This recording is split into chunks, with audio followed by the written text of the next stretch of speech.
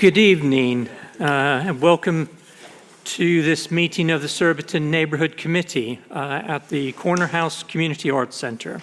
Particularly warm welcome to those members of the public here with us tonight. So I'm Councillor Tom Reeve and I'm chairing this meeting. In the event of an emergency and the sounding of an alarm, the emergency evacuation procedure is to leave the auditorium by any of the exits and congregate on Ravenscar Road. Anyone requiring assistance should remain in their seats and you'll be assisted from the building. Anybody who wishes to follow the agenda from their tablet or smartphone can do so by going to the Council's website and following the links to Your Council and Council Meeting Calendar.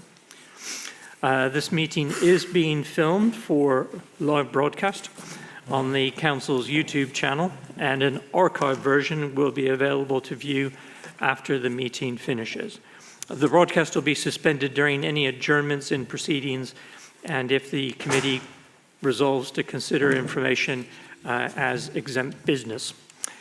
Members are reminded that microphones must be switched on and spoken into clearly for the broadcast. And can everybody please ensure that your mobile phones are switched off or in silent mode, please. I'll start by inviting members to introduce themselves, and I'll start with the members for Tolworth. Since we're in Tolworth. Thank you, Chair. Mariana Gonçalves, Councillor for Tolworth Ward. Oh, hello, good evening. My name is Ty Allen, Councillor for Tolworth Ward. Andrew Waldridge, Tolworth Ward.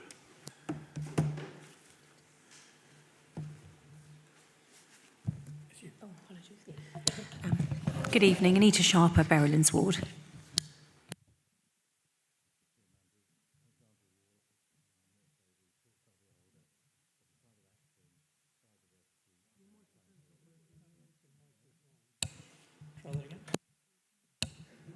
Is that better? Okay. Ian Manders, Alexandra Ward. Good evening, I'm Jackie Davis from Berrylands Ward. Peter Hurlinger from Alexander Ward. Good evening, I'm Councillor Alison Holt and I represent Surbiton Hill Ward. Liz Green from St Mark's and Seething Wells Ward. Good evening, Diane White, also St Mark's and Seething Wells Ward. Jogannathan from Seething Wells and St Mark's Ward. St Mark's and Seething Wells Ward. Thank you very much, councillors.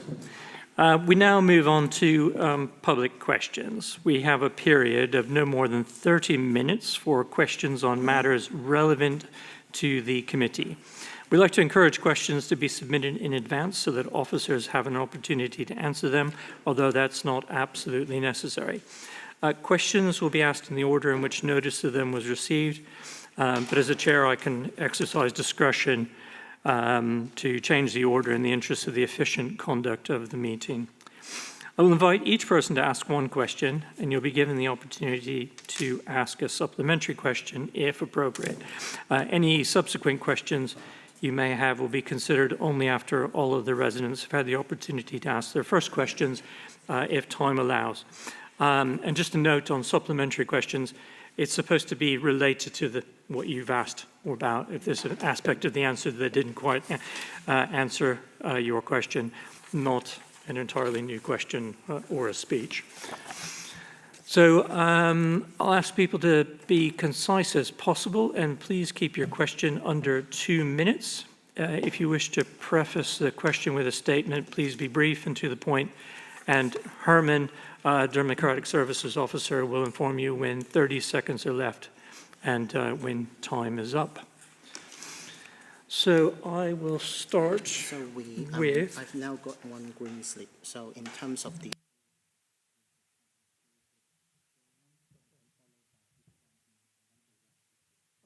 Okay, that's fine.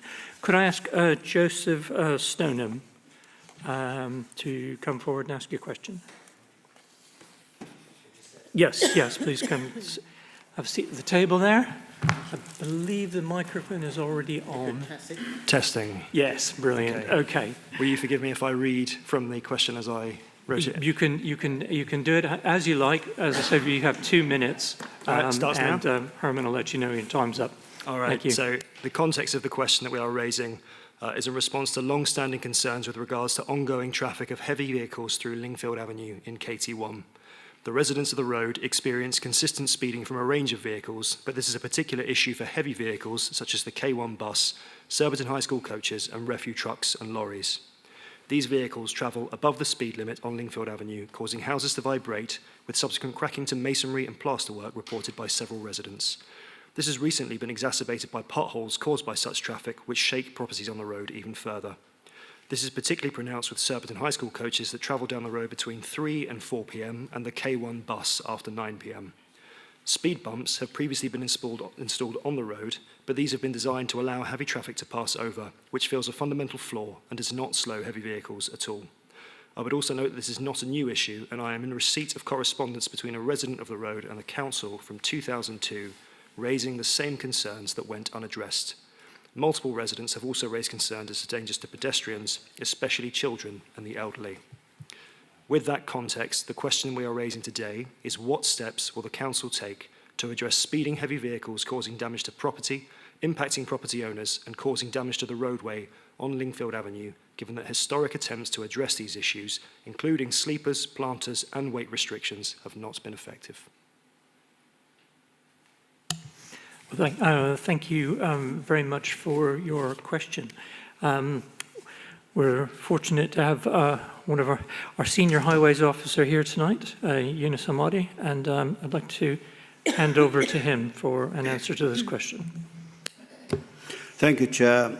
Joseph is absolutely right. These issues have been on the agenda for quite some time. But we have done speed surveys, and the average speed survey did not give us the value which it make us, we want to do something in Lingfield Avenue. However, I'm happy to carry on another speed survey. Maybe the situation is being deteriorated, it become worse since we've done the previous surveys. Regarding the K1 and the coaches, as you know, it is a bus route, and I can't stop the bus route from using Lingfield Avenue. Regarding the coaches, unfortunately, before I come to this meeting, I went and I checked the traffic management order. And because we are allowing K1 to use Lingfield Avenue, coaches are allowed to use Lingfield Avenue, unfortunately. So therefore, I cannot stop the coaches from using Lingfield Avenue. Now, the question is about the vibration. The speed cushion which has been designed is according to the Department for Transport. So therefore, we recommend and we ask our residents who feel there is an impact or vibration to their property as a result of K1 is to contact their insurance, and they can take it with the TfL. And if it's regarding to overall traffic, they can do their insurance and contact RBK insurance in order to put a claim, and they can start the negotiation during that term. So therefore, from our perspective, I feel I'm happy to do another speed survey so we can see if there is something. But bearing in mind, not long ago, we introduced curb build out and we put trees in Lingfield Avenue. And the reason for that was to enhance the area and to reduce the speed. However, as I said earlier, another survey will give us better understanding to the situation if it has been exaggerated or it's worse than what we have in our file recently. Thank you, Chair. Okay, thank you. Thank you very much, Eunice, for that comprehensive answer. I hope that has answered your questions, but your question. But if you have a supplementary to that, we'd be happy to. May I ask at what time of day your initial speed survey was undertaken, and does that address the fundamental problems that have been raised here with regards to the nature of the traffic and the timing of the day at which this problem is particularly apparent? Eunice? Thank you, Chair. The way how we do the survey, Chair and resident, we put a tube, and we leave the tube for 1 week. So it's not a truck during 1 hour, it's for 1 week. Then after that, we calculate the average speed, which is based on these data. So that is what we consider. I'm not disputing the fact, which is, yes, you will find some people doing above the speed limit, 30, even 40, or even 50. But when we want to consider any introducing traffic calming measures, we have to have a criteria. And the criteria we use here and everywhere in every borough is to take the average speed as a way to determine if an action is needed. As you know, our funding is limited, and we need to have some sort of criteria in place in order to be able to put a priority which road we need to treat first. Thank you, Chair. Okay, thank you. Thank you very much, Eunice.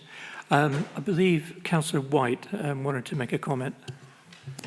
Thank you very much. And just to say thank you very much for coming along tonight. And I know there's a lot of residents on Lingfield Avenue who are concerned by this, and you are coming forward in a very calmly, given the situation that you are facing. I wanted to ask, if I possibly can, a question to Eunice, if we know roughly when the speed survey may take place. And also, will this question be in enough detail in the minutes for the residents to share with each other, given we've been lucky enough to have the officer tonight rather than a written officer report later. So thank you. Thank you, Councillor. If I could ask you to keep your response to the first part of the question fairly brief, because we have a couple of other questions to get through. But can you give us an idea of the timeline? No, I can't at this moment. You just put the request now, so I need to go through the process. And I'll inform you and the ward member, and if Joseph can give me his details, I can give him the time when we'll be doing it. Thank you. Okay, thank you, Eunice. And you had a question about the detail of the minutes.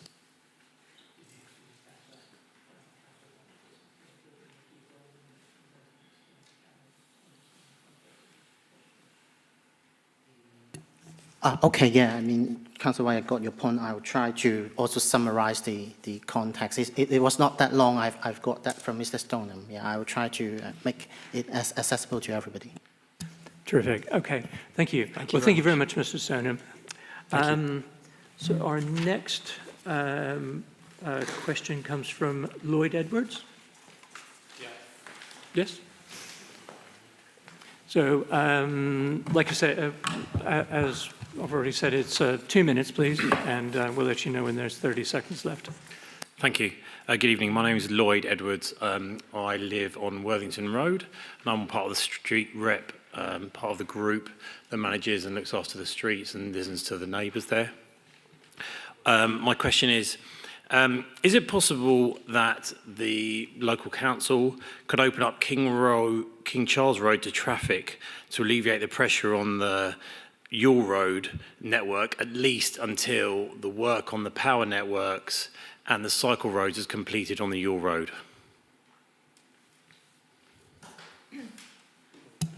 Okay, thank you. Thank you very much for that. Well, I'll hand this over to Eunice again to have an answer.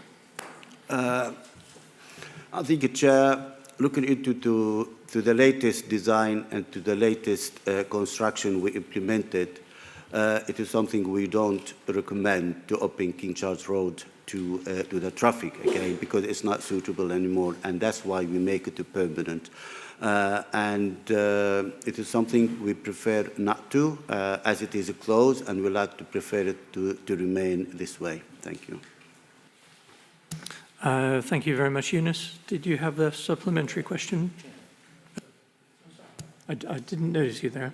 Councillor Manders. Yes, thank you.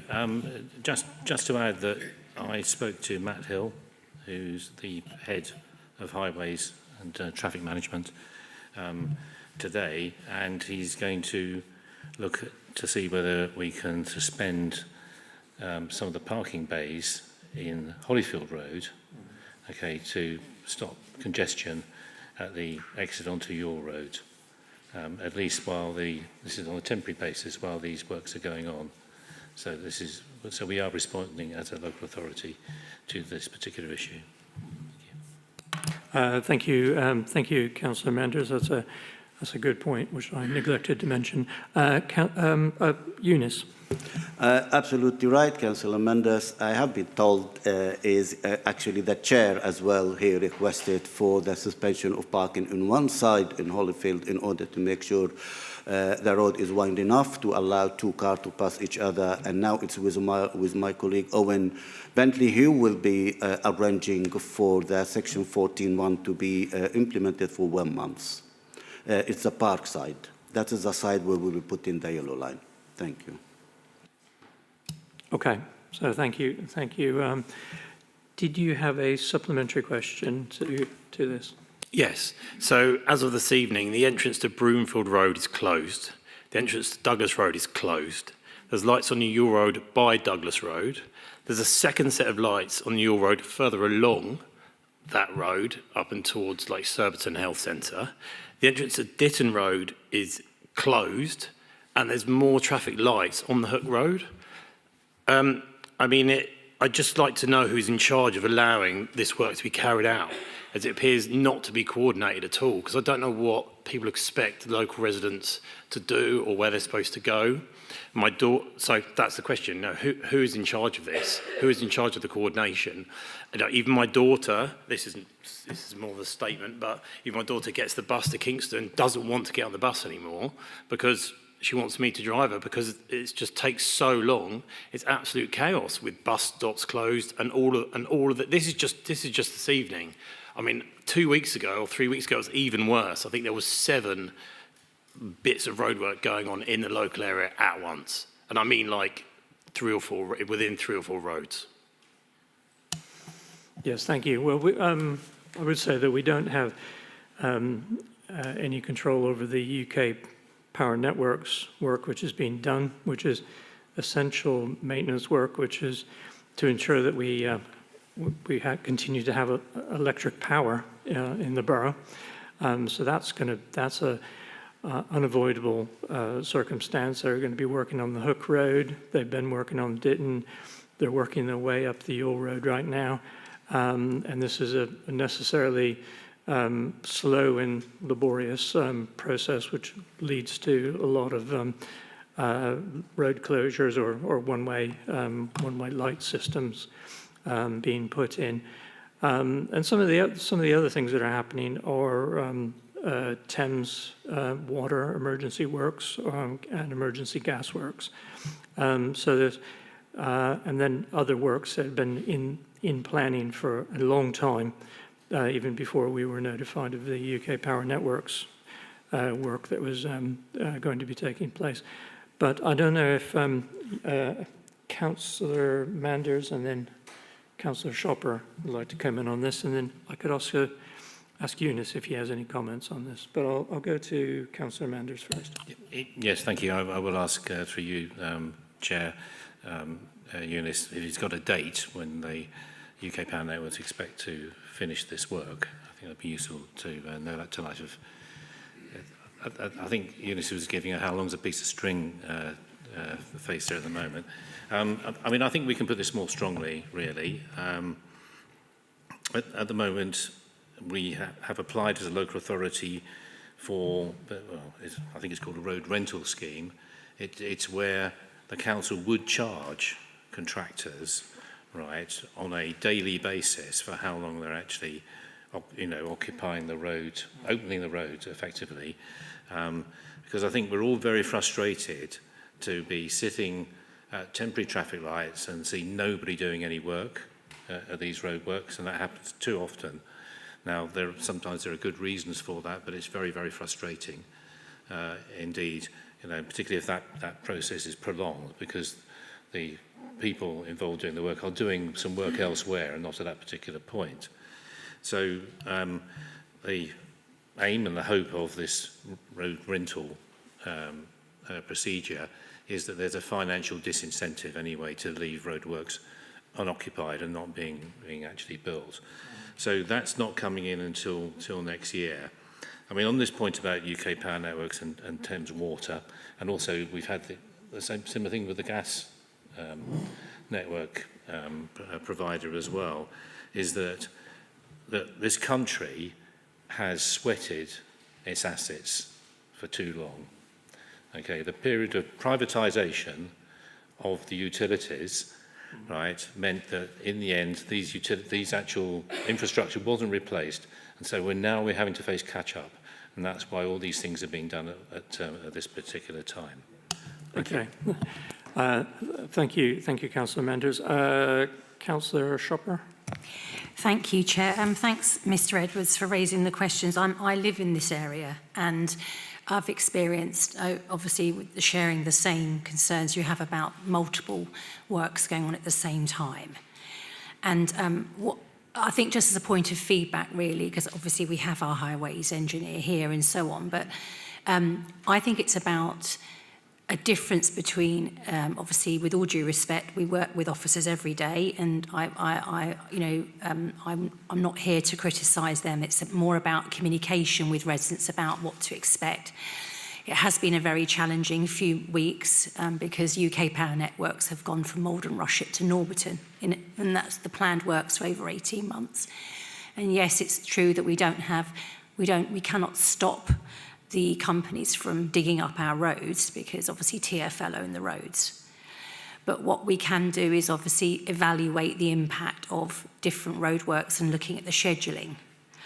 So one thing that I have asked recently, and that's something I think going forward as a point of feedback, I think it's really important that on the ground councillors, those ward councillors, those of us that are on committee, have a bit more of an idea in advance about the timetabling of what multiple works are taking place, because one thing I had asked for in the last few days was about trying to get a delay to the Douglas Road closure at the same time as Ditton Road was being closed.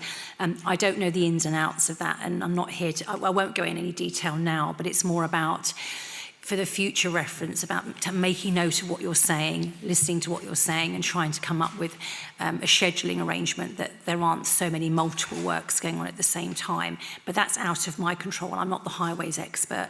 But as a local councillor, I absolutely am hearing what you're saying, and as a local resident, it is really frustrating. And so I just wanted to make more of a comment, really, to acknowledge what you've just said this evening. Thank you. Thank you. Thank you, Councillor. I believe, in answer to Councillor Mendes' earlier question about when the roadworks are due to finish, at least according to UK Power Networks' website, they're supposed to be finished on the Yule Road at the end of May. So that's another couple of months. Eunice, do you have anything to add to this before we move on to our next Thank question? you, Chair. I fully understand the situation, but unfortunately, Kingston Council cannot put restriction on the utility not to be able to do this work, because they will be liable later on for anything happen, because you prevent them from doing their work. It could be some of them there is a safety attached to. So therefore, they put the permit, and unfortunately, we do ask the utility in order to communicate with our resident and try everything, but it is something we can only ask. We can't force them to do it, because it is something they need to do it. But all what it is the authority can do is that give them the permission to excavate, and that's all what we can do. And we can't just refuse it without very good reasons. And I'm really sorry to our resident because the situation as it is, but we're trying our best to talk to the utility in order to make things quicker and put more power in it. But as you know, there is always has a cost for whatever we need to do. But we're doing our best to present you and to present our members as well. Thank you. Thank you very much, Eunice. Thank you very much for your question. Thank you. And now, yeah, okay, no trouble. And I can now ask Peter Shakeshaft to come forward and ask your questions. I think you've got a couple of questions, but I think you're also the last resident to be asking questions. So we'll get through as many of them of your questions as we can. Please go ahead and have a seat so we get you on the recording. Good evening, Peter Shakeshaft, Verona Drive. I raised a petition to improve road safety and parking in Verona Drive. Eunice, or the department, came up with a report. Doesn't address road safety at all and has reduced parking by about 30%. I sent some notes to Councillor Thailand stating in road safety, we want speeding. We have two major issues, speeding, passing on the pavement. And parking, we have on-pavement parking and we have a shortage of spaces. My suggestion was to remove on-pavement parking and had little effect during the development and serves no purpose now, so all for that. The shortage of spaces can only be remedied by introducing end-on parking on the green. That will also allow us to introduce electric vehicle charging, but at the moment it's not possible. It would require, as with most suburban roads, you can't dangle cables across the pavement, so there's only very few houses in the road which are capable of having it. I'm disappointed in the report. Obviously, it's complete failure to address the speeding problem. We need... Oh, could I just say that this is the time for questions? There would be an opportunity to make, because we have this as an agenda item. Well, I thought I was going to speak when they came up to... Oh, right, okay. Sorry if there's any confusion. This is a time where we can ask questions and get answers. So I had a list of questions here that we'd received from you, which is what I was expecting to hear. Oh, and then later, when we have the agenda item, there's an opportunity to comment on the agenda. So apologies if that wasn't communicated. But if you'd like to ask your questions, we'd be happy to try and address some of those in the time that we have left. Yeah, because the scheme as proposed is undesirable. It is the nicest thing I can say about it. Okay, right. And residents feel very strongly about it, and we want it. We don't want it accepted. We want it rejected, and sent back to the department to do a proper job. Right, okay. And I appreciate that. And I appreciate your view. I was just saying that this was a time to ask questions. It was just, I was expecting some questions on traffic monitoring tubes. Sorry? I haven't got them. Have you got them? I have a list of questions here that you submitted earlier. Ask away. I would, which I'd be happy to. I'm quite happy to answer. I would be happy to put to our traffic engineer for you, and we could maybe do a quick fire round of questions, and then we'll come on to the. The person who submitted the question's got a ticker. Okay, and she obviously didn't get them round to sending them to me. How much time do we have left? We have like 7 minutes. Okay, so we have about 7 minutes left of the half hour that we set aside for questions. So I will ask the questions to Eunice, and we'll see how many of these we... Sorry? Yeah. So these are questions that Mr. Shakeshaft submitted earlier on behalf of Amy Gardner. Yeah. So why have traffic monitoring tubes not been installed at Verona Drive as per other areas of the borough? This is the second year it's been skipped. Okay, thank you, Chair. Currently, previously last year, we identify 40 roads because, as you know, we are reviewing the effectiveness of the 20 mph in the borough. So therefore, we pick up 40 roads and we submit a report to committee on the outcome of before and after. And this year, we will be picking up another 40 roads in order to establish which one. So we can't do them all of them at once. So we are picking up some of these roads. And what we're using, we bought a software from TomTom, which will give us an indication of the average speed in the borough for 1 year.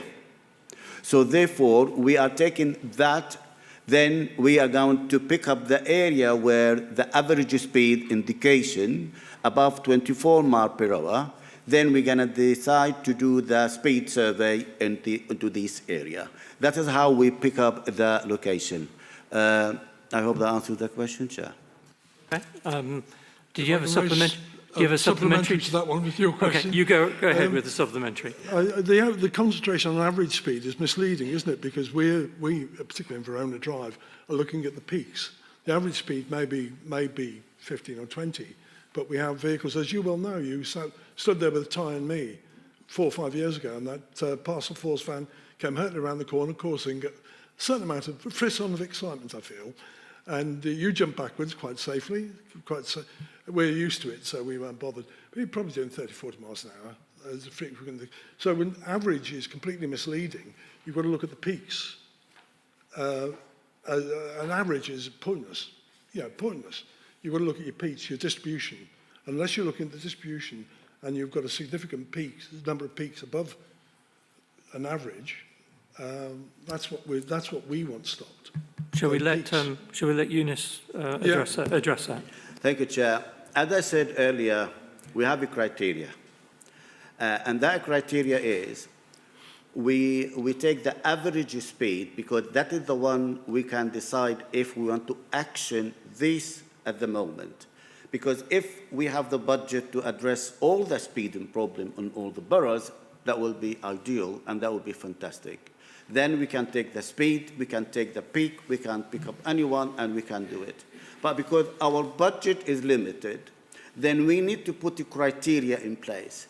And that criteria is we do the average speed of this road, then we can pick up which one the highest one. The highest one, means that's the worst one, because among those, you will know as well, there is dual piton, as I said earlier, above the average speed, 30 and 40 and 50. And we are aware in Verona Drive, on any other road, people do that. But I can't take, that is the one I'm going to be able to base my study. So we need to base it on the average speed. And that is not only me, that's for DFT as well. Okay, thank you. Thank you, Eunice. There's a couple more questions here. When is a plan that isn't restricted by funding going to be created? And when will the council aim to secure funding? We've been asking for this for years. Although this is related to Verona Drive, so are you asking now before the item, Chair? Okay. Okay. You'll take it. Just take this on the. Because you're talking about funding and all issues about we'll take a that certain item, which I'm happy to take it during, but it's up to you. If you want, I can answer. That's fine. Let me move on to a different one, and you can address that one during the agenda item.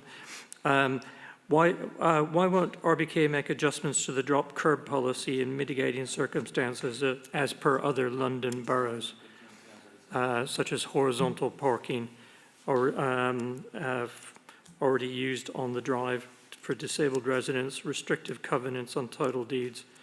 This is all possible and in place in other parts of London. Thank you, Chair. As you know, reviewing the crossover policy is not new. It is something that has been discussed several times.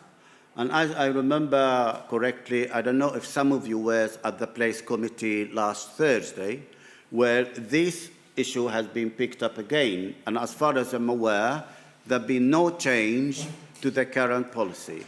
So therefore, this is a strategic committee to decide. It's not officer decision. So therefore, the strategic committee decide not to change the crossover policy, therefore remain as it is. Thank you. Right. Yes, I believe it was considered by the Place Committee in February this year. Yeah. So, and it was voted that there would be no changes. Okay, there were a few other questions, but I think they were mostly related to Verona Drive. Yeah. So perhaps we'll pick those up when we get to the agenda item. So thank you very much. Thank you. That actually brings us to the end of our 30 minutes for question time. So,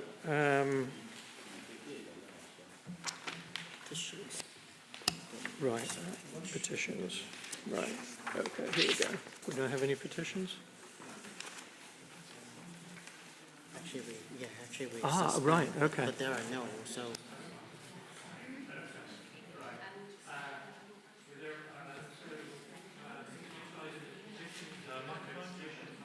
Sorry, I managed to turn it off. Try turning it off and on again. There are no petitions, so we'll move on to apologies for absence. Do we have any apologies? Thank you, Chair. I have received no apologies for absence. Okay, I note that Councillor Con is absent. But he hasn't sent me apologies. He hasn't sent apologies. Okay, fine. Right, moving on to the next item, declarations of interest. Members are asked to declare any disclosable pecuniary interests or any other registrable or non-registrable interests relevant to items on this agenda. Do members have any declarations? Right, Councillor Manders and then Councillor Hurlinger. Yeah, thank you, Chair. I'm a member of the London Cycling Campaign, and the Kingston Cycling Campaign is a branch of the London Cycling Campaign, and it just comes up with their comments in the item number 7. Okay, thank you very much. Councillor Hurlinger. Yes, on agenda item number 7, as I sort of declared when it came up in December, I use Surbiton Smile Centre on the Ewell Road. Thank you. Thank you very much. Councillor Davis. Yes, I'm also a member of the London Cycling Campaign and hence the Kingston Cycling Campaign. Okay, thank you, Councillor. Are there any other interests to declare? Okay, thank you. Thank you very much. Right. Copy of the minutes have been circulated to members. Do we agree that they are a true record? Shall we approve the minutes? Agreed. Thank you. Thank you very much. Okay.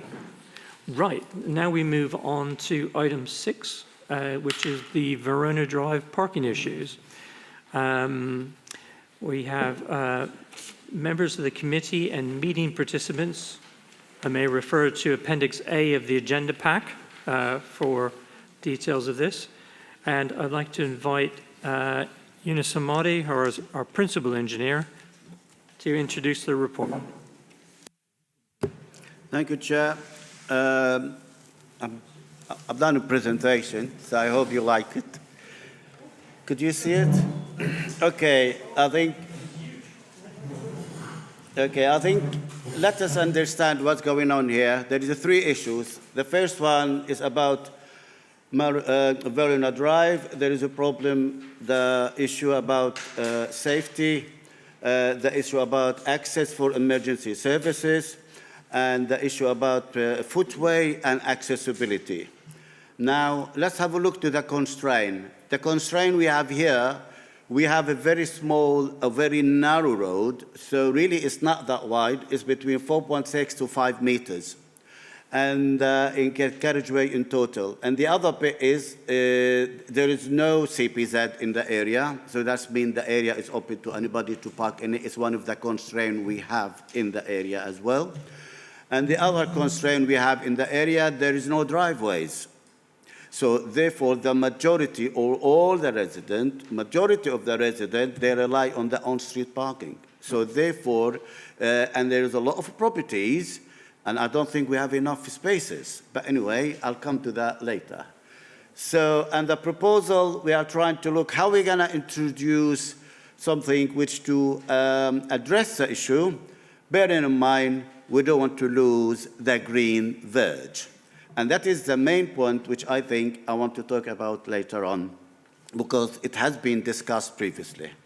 So, as I said to you before, it's a very dense mixed use, and it has a lot of property and a lot of dwelling, and therefore the number is not really quite high in order to provide an adequate on-street parking to address the resident need. So that is why we can see a lot of problem and during night time, because everybody need to come back and need to find a place to park, and there is no place to park because everybody parking everywhere. And that's why a lot of illegal activities start taking place. People parking on footway, people parking on garage verge because there is no space for them to park. Now, as I said earlier, is the total width, if we have one car parking in the road, we need at least 2.6 to 3 meters to allow emergency services to be able to go through. So minimum, I need really at least 5 meters in order to allow me to have one side parking and the other side to be free, which is, I think, that it is the dilemma which we have in this area. So that it is what the issue has been picked up by residents. It's about passing places, because you go first or I go first, and that is what's happening. And because there is that who's going to go first, which we are aware of it, to speeding. Because if I'm coming, I see a car coming opposite to me, I'll put my foot down before that car approaches so I can go first. And that is the issue which unfortunately does happen in an area where it doesn't have passing places, where people rely who's going to go first to wait for the other one. And the second issue which has been raised is about the emergency services access as well. So there is some concern about if there is parking, and during nighttime in particular, there is a concern about there is not enough width to allow emergency services to go through if it is needed. What else we can say? We receive a petition, and that petition, it has 27 signatures. We received it in the 30th of April in 2025. I know it's a bit late to deal with it, but unfortunately we have other arrangement to deal with it at that time. We couldn't deal with it. So what we've done briefly, straight away, at that time, we asked for some sort of enforcement because there was a lot of illegal parking, so we can ask for enforcement to take place. Hopefully that will improve the situation. What else? So looking into the existing situation, currently we have no funding to these schemes. This scheme is not in the LIP, it's not in the local implementation plan. So therefore, the only wherever you're gonna come up with is got to be find money for it. If it is for minor changes, road marking and signage, we are able to do it as a part of your budget, the traffic management revenue budget, which is available for us to use. But when you want to go more into physical structure, that is going to be more civil work. That means we require budget. We have two venues to go. We have RBK Capital we can bid for, and we have the TfL LIP. But for this year, we already have the TfL LIP allocation, so this road is not a part of it for this year. So only venue available is to go for the Capital LIP. The other issue is very important to bear in mind. There was a lot of issue which we want to make sure does exist. It's about allowing 1.2 meter minimum access for a clearance for wheelchair and for buggy. Because unfortunately, currently, some of the cars, they park too close and too much on the footway doesn't leave enough space for wheelchair users. We have received a complaint from some wheelchair users. They are not able to be on the footway and they have to go on the road, and that is risk and it is safety issue, and that it needs to be addressed. So, and the other question, as I said, is about managing this. So therefore, as a part of this, particularly at the bend, as you know, currently there is some property. Currently, it is people use it as a driveway, but as you are everybody aware, there is a development may take place for this property. Therefore, we may lose this. However, therefore, we need to find a solution. How are we going to address the issue for visibility sightline at the bend? So, and that is why previously, this is not the first time Verona Drive has been brought to committee. Verona Drive has been brought to committee in 2017, where there has been a report has been brought as well. And one of the suggestions is to cut the green in Verona Drive and to provide parking, echelon parking or perpendicular parking. And at that time, that had been refused on the ground of we don't want to lose the green space what we have in Verona Drive. And as a policy, I still believe Kingston Council do not believe in losing any green in order to provide tarmac. We are with the active travel. We need to encourage other modes of transport, not get off of green space, which is for kids to play and people to enjoy, to turn it into tarmac. So what you have in front of you here, it's a scheme. I don't know if you can read it. I can't, but anyway, you have it in your package. We are suggesting some yellow line and some passing places. As a result of that, I have to be clear and frank. We're going to lose a lot of number of parking spaces as a result, because there is a lot of yellow line where we felt we need to put it. But why? I feel first, let's go for that scheme, then we can consult. Then after the consultation, we can have the comment received from for resident. Then we can adjust the design, what we have in front of us, in order to accommodate the resident, if it is possible, taking on board the safety element which we want to address as a part of this scheme. So therefore, looking at it from the impact, from quality impact assessment, we want to maintain the 1.2 meters for wheelchair and pushchair, and we want to make sure we provide that a clean remain. And therefore, the plan what we have, that's the timeline very quickly, is we're going to come to you now. We're going to do the consultation June, July. Then later we can come to you with the result of this. Then we can go for implementation. That's subject if you want us to go with this recommendation, which is you to approve the consultation of the plan which you shown in front of you. Then delegated power to be given to the Director of Highway, Transport and Regulated Services in consultation with the Chair and the portfolio holder and relevant ward member to consider the outcome of the consultation, then decide to go to the traffic management order. Then after that, we can go straight into implementation without bringing back the report to this committee for consideration. I'm happy to take any question, Chair. Okay, well, thank you very much, Eunice. Before we take questions from members, we have an opportunity for the public to comment. Now, I've got 3 members registered to comment at this point. There's a kind of a last chance here, if you want to comment.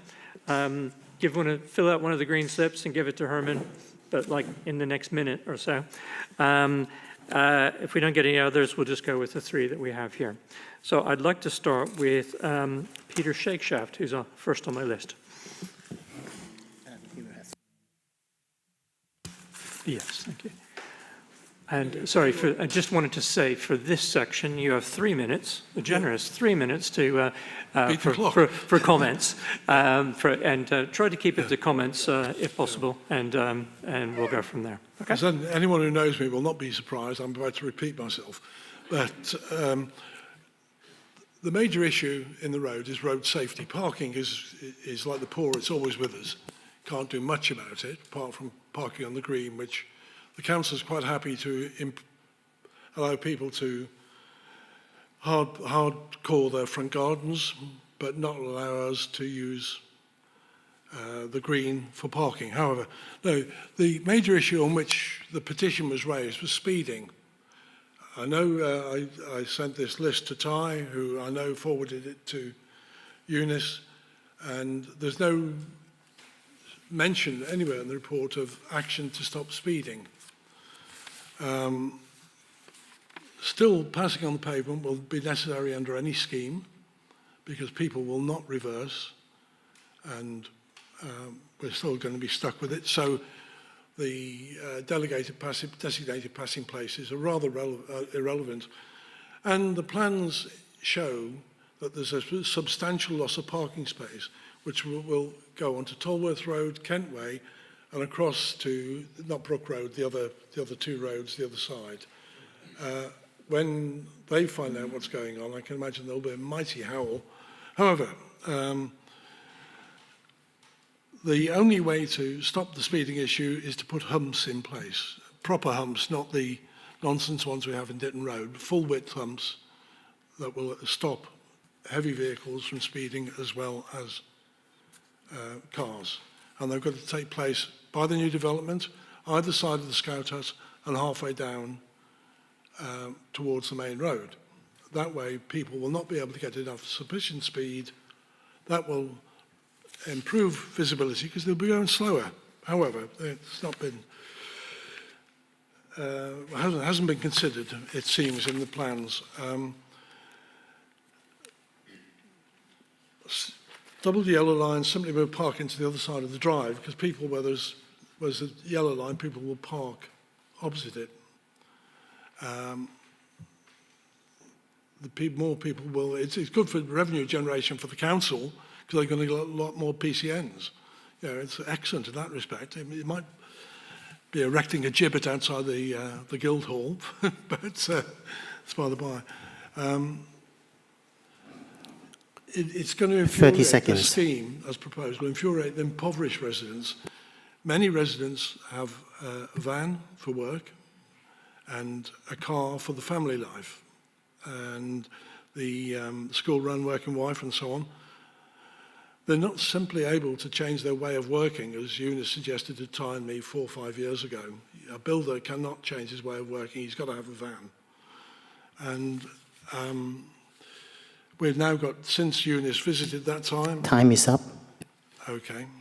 I'll just say that he was frightened by an oncoming truck, van, and we've now, with the growth of Amazon and other online shopping, we've now got many more vehicles all operating at the same speed that Okay. gave you some concern. Thank you very much, Mr. Shakespeare. Okay, jolly good. I hope that Eunice has fully recovered from the fright that he received on that road. Yes. Welcome to our world. That's what it's like. Right. That's why I want it stopped. Indeed. Thank you very much, Mr. Shakespeare. Okay. You should stay. Okay. Liz Hedge. Yeah. Oh, yes. Yes, that's right. So we're moving on to, that's right. You're to read Liz Hedges' comments. Yeah. So, again, 3 minutes. Sorry, Liz Hedges, unfortunately unwell and can't do this. I'm reading her notes. She's lived in Verona over 25 years and been a resident of Tolworth all her life. Main problem is the lack of, she sees the main problem is the lack of parking. If this resolved, then the other issues would disappear or become less of a problem. If the proposal implemented, we'll lose 40 parking spaces. This won't just cause Verona Drive a problem, but it will also have a huge impact on surrounding roads that already experience parking problems. Tolworth Road, Kentway, and the roads opposite. Also, impact the local shops as many customers and employees park in Verona Drive during the day, and as neighbourhood roads already have residents-only parking. 20 years, residents have suggested multiple ways to remedy the lack of parking, but each suggestion has been rejected by the borough. She believes most residents want to allow to be able to park in their front gardens. LH Development, the major leaseholder, the landlord, has said they will assist their downstairs tenants to convert them front garden for parking if supported by RBK. Zero cost implication for the boroughs, the tenants and the leaseholder will have that. We come back to the grass verge. Any loss of green space is not in line with Kingston's climate action strategy. So allowing parking in these front gardens will also have a minimal cost impact for the council's owners would be responsible for the drop curve costs. By allowing residents to utilise a front garden, this would reduce the number of cars needed to park on the road, drivers serve as passing places, allowing two-way travel, and would remove the need for additional yellow lines, saving RBK money. Having passing places will remove the need for... Oh, sorry, Mr. Shakespeare, could I get you just to lean a little closer to the microphone so we can hear? Do apologise, yes. yeah. Okay, yeah. Thank you very much. Having passing places remove the need for vehicles to drive along the pavement or to race along the available carriageway before they meet an oncoming vehicle and have to reverse back. The traffic problems have been caused by RBK and the lack of foresight when improving development over the last 60 years. The Kingston Road was built as a narrow cul-de-sac to facilitate 81 properties. Since then, 206 flats, plus the new development, I think of 10 or 12 houses, have been built without any adjustments to the width of the road or the cul-de-sac design. 30 seconds. I'm sorry? Yeah. It's a critical access route for a high density of different users and facilities. Level of public transport accessibility, PTAL is a level 1B, poor to medium public transport access, and residents are more likely to need a car for convenience and commuting. As I said before, many residents require a van. We don't want to be allowed to park the vans and cars like most 99% of the residents do. Okay. If you could bring the remarks to a close. Yeah, in summary, it comes down to which is most important. Implementing the proposal drive to make Borough drive safer, which I must object to because I don't think it does. In doing so, it causes chaos and creates a safety issue in other neighbouring roads, or have to go against policy. Okay. God. Well, thank you very much, Mr. Sheikh. Slaughter a sacred cow. Okay. That's your chance tonight. Okay. Well, thank you very much for your comments and for the comments from Liz Hedge as well. And the next person we had was some comments from Andrew Cohen, which should be read by Councillor Tylan. So, as with everybody else, you get 3 minutes. Thank you. Yeah, I've been asked to read out the statement by Andrew Cohen, who lives at number 4 Verona Drive. He has provided a longer version and a shorter version. Longer version with images has been passed to Eunice by Herman. So I'll read out the shorter version. Hope I can do it in under 3 minutes. Thank you. Chair and members, I have lived on Verona Drive for over a decade, and thank you for considering my feedback as I cannot attend in person. The problems on Verona Drive have not arisen because of recent development. What has changed is that layouts and permissions now seem to be shaped around future development and larger vehicle access rather than safe, practical solutions for the residents who already live here. For many years, residents have not had meaningful consultation based on how the street actually works day to day. Instead, we are repeatedly presented with simple, low-cost measures that do not address the real problem. Removing parking and replacing it with double yellow lines will not solve demand.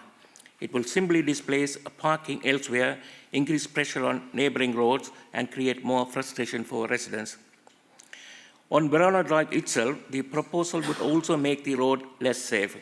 At present, restricted access and single-file movement help keep speeds down and make drivers proceed cautiously. That is one of the few protections residents currently have. Removing that protection is likely to increase vehicle speed and circulation to the detriment of pedestrian safety, including for children living on the street. I say that with real concern, having previously experienced my own parked vehicle being hit by a speeding refuse vehicle when the road was clear. I have submitted images showing that off-street parking can already be accommodated safely at number 2 without obstructing the pavement or carriageway, and that similar consideration should be given consistently where it demonstrably viable. The current approach to frontage assessment does not appear consistent with what already exists on the site. Page 3 of this submission includes both the photo evidence and the frontage layout diagram. There are practical alternatives that should be considered before approving a scheme that mainly removes parking. The alternatives are better marked bays, action against inappropriate long-stay commercial vehicles, resident-funded off-street parking where suitable, and limited hour resident controls. I therefore ask the committee not to approve a scheme whose main effect would be to remove parking and increase risk, but instead to retain the current protective layout and work with residents on fair, practical, and consistent solutions. Thank you for consideration. Thank you.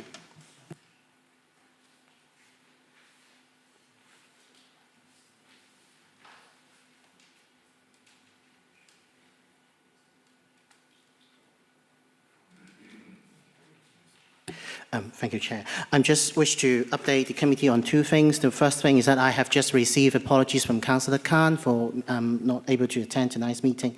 And the second thing is, despite Councillor Taylor has spoken on behalf of the residents, I wish to reassure Councillor Taylor and reassure the committee that he is not prejudiced in his views, despite he is giving the comments on behalf of the residents. So I wish to make it clear to residents here and the committee. Thank you very much.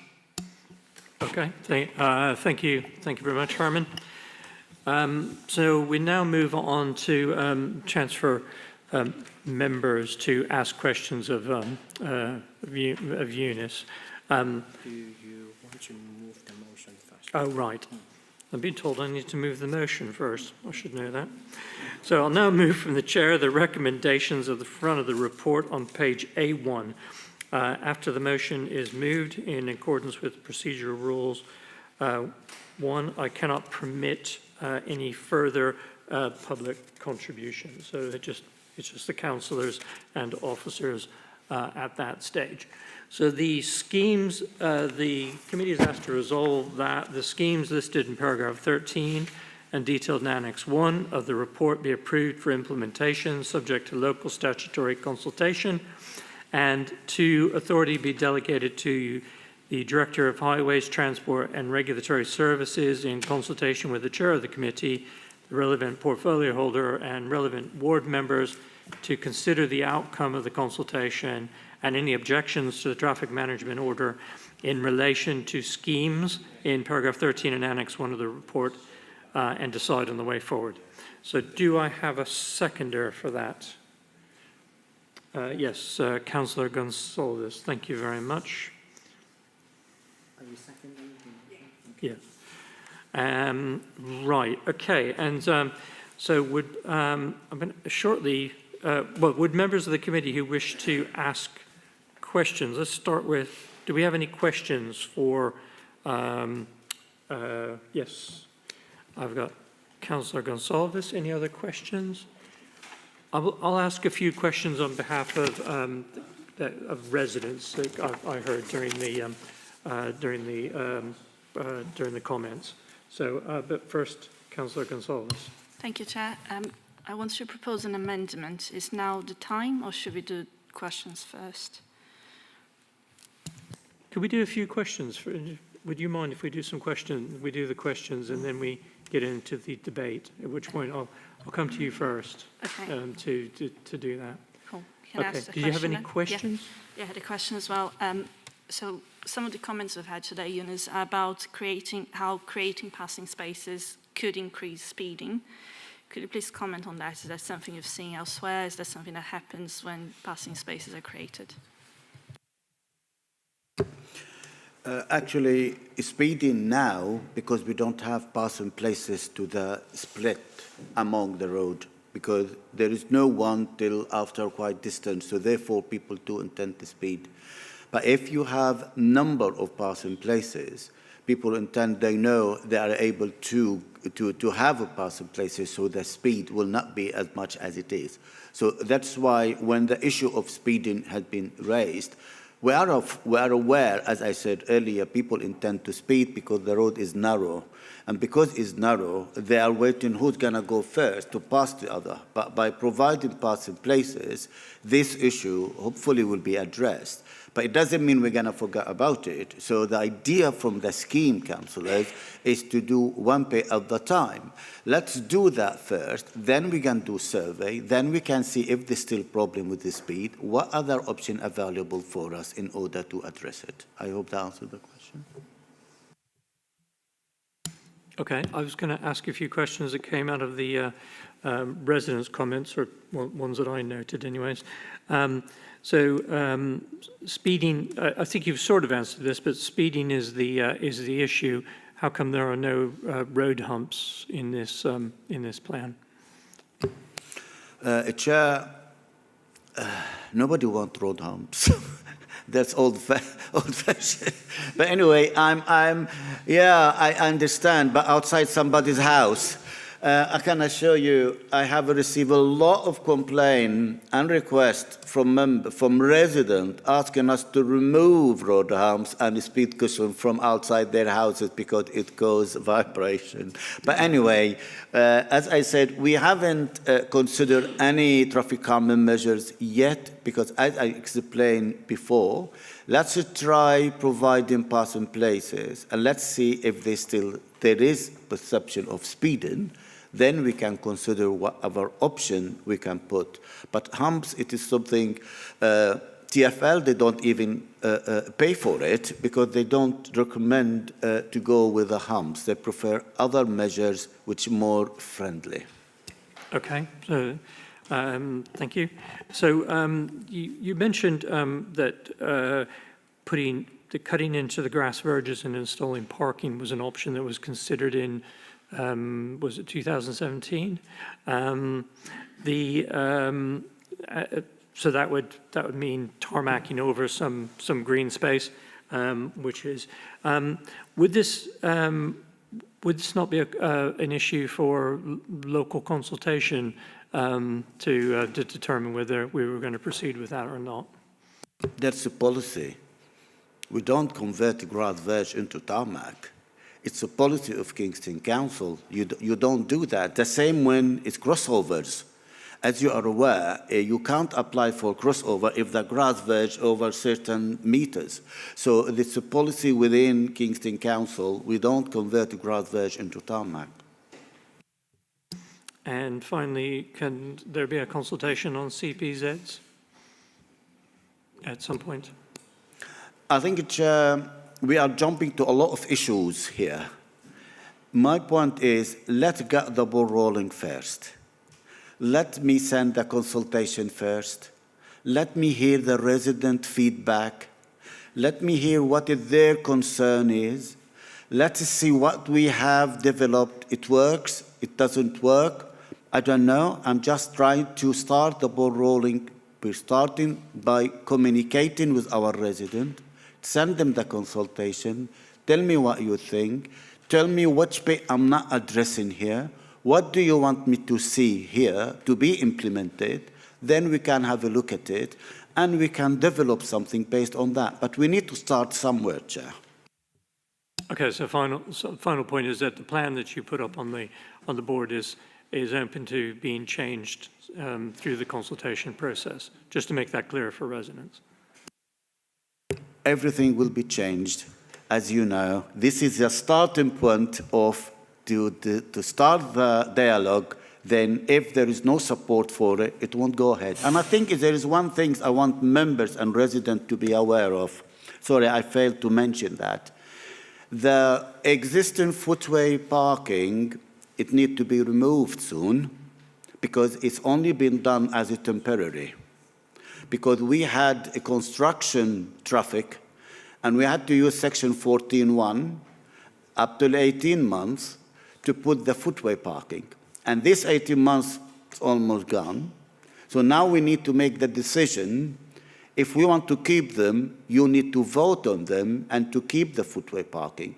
Otherwise, they're going to go out. We can't keep footway parking because we haven't been approved. It's only been done under emergency because to allow the access to the construction traffic. So this consultation, it's about this as well. So if you want to keep them, you need to say yes, then you need to approve it.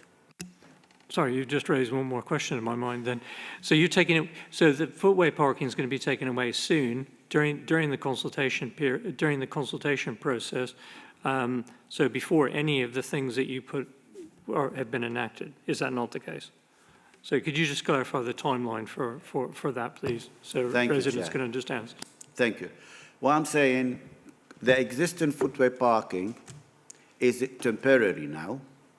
So therefore, this consultation will decide if they're going to remain or they're going to be removed. Thank you, Eunice. Right, moving on to Councillor Waldridge. Hi, Eunice. Could you clarify whether the London Fire Brigade or Waste Services have confirmed that access along Verona Drive is currently compromised. I'm afraid I can't confirm that. Oh, yes, go ahead. I mean, therefore, on that, if we haven't got that evidenced here now, it hasn't been gathered, that really should inform the consultation rather than follow it. So that's it. I mean, we need that information. It sort of day follows night. Okay, well, do you want to address that, Eunice? Thank you, Chair. Currently, the fire brigade, maybe we haven't received anything in writing, but like I explained to you, they will drive over the footway in order to go to their destination. So there is nothing from stopping them to go into their destination because we don't have a parking on both sides of the road. So therefore, I can't see that it is something to define, but it's up to you members if you want to move forward with it or not. Having said that, I haven't received anything in writing. As the councillor asked me the question, I haven't received anything in writing from the fire brigade. But as a part of this consultation, we will be writing to all the emergency services and we'll seek their comment and we'll ask them to tell us if they support the scheme or if they don't. Thank you, Eunice. Are you finished? Or you had another question? Yeah, back to you. We'd all be grateful for that, Eunice. Thank you. Councillor Tyler. Thank you, Chair. Just to clarify the process, the one Chair asked. Now, you are going through a consultation with the residents and whatever comments they make or whatever. So would that be included in the next, whenever you bring the process forward here to the or delegated decision, whatever? So would that be included? What are all these? Sorry. Yes. Yes. Thank you, Chair. Through the Chair. Well, if you look to the recommendation, I'm saying in the recommendation we'll take the result of the consultation and we will discuss it with the delegated power, with the director and the portfolio holder and the chair, vice chair and the ward members. Then if they feel they want to bring the report back, we can bring the report back, or we can go to the next stage. It's only just to make the process shorter, but it's your call. If you don't want it, it's your call. Thank you. Herman recommends, could you change the slide to the timeline? Meanwhile, I will. Yes. Okay, so there we go. Question, shall I answer? Right. Councillor Tyler, did you have a follow-up? Yeah, I've got, so that was its comment, yeah. Yes. Okay. Currently, there are two disabled bays, and apparently one has been taken away in this process. Is that going to be reinstated, or? Two disabled bays, I was told that currently in place, and this scheme removes one. As far as I'm aware, the scheme should not remove any disabled bay because the disabled bay should remain. If it is in existing on the ground, it will remain as a part of the scheme. However, we receive an application. Yeah, that's what. So that's different. We receive an application for a disabled bay. It has been assessed. So that's why we haven't put it on the plan yet. But if it has been approved, then it will be put in the plan prior to the consultation to go out. Okay, number 64 has applied, apparently, so that will be put in the plan. Sorry? It's coming to my house. Right. Okay, thank you. Thank you. I think, so the process, so obviously there's an application in train and that will, and if it's approved, it will probably it will go into the consultation plan. Thank you very much. Councillor Shopper, please. Thanks, Chair. Maybe I've missed something, but I couldn't see in the report whether there'd been a beat survey done in Verona Drive as a preamble to this report. The reason why I'm asking is I don't know from the report what types of vehicles are currently parked in Verona Drive and whether they are predominantly resident vehicles or a mix of resident commercial, or how many. And so I didn't know what the total number of cars currently parked there, but I think you did mention, was it a loss of 30 parking spaces? Was that, I'm not sure if maybe that I didn't hear that. An X number of parking spaces, but I couldn't remember how many. But I guess without the BEAT survey, it's quite difficult to understand what the impact would be on loss of parking. So that was really my question. Thank you. Eunice. There is two questions here. The first question is about speed. The second one about parking. To answer the first one, no, we haven't done any speed survey for Verona Drive, I think, as you know from the previous question, for 2 years. So we have an old data, we don't have a new data for it. About who's parking there, well, as far as I'm aware, could be resident, could be commuters, could be from outside, I can't tell, because I haven't done the parking beat survey. And as now, when we come to the parking beat survey, as I said earlier, members and chair, there is a cost for whatever we do.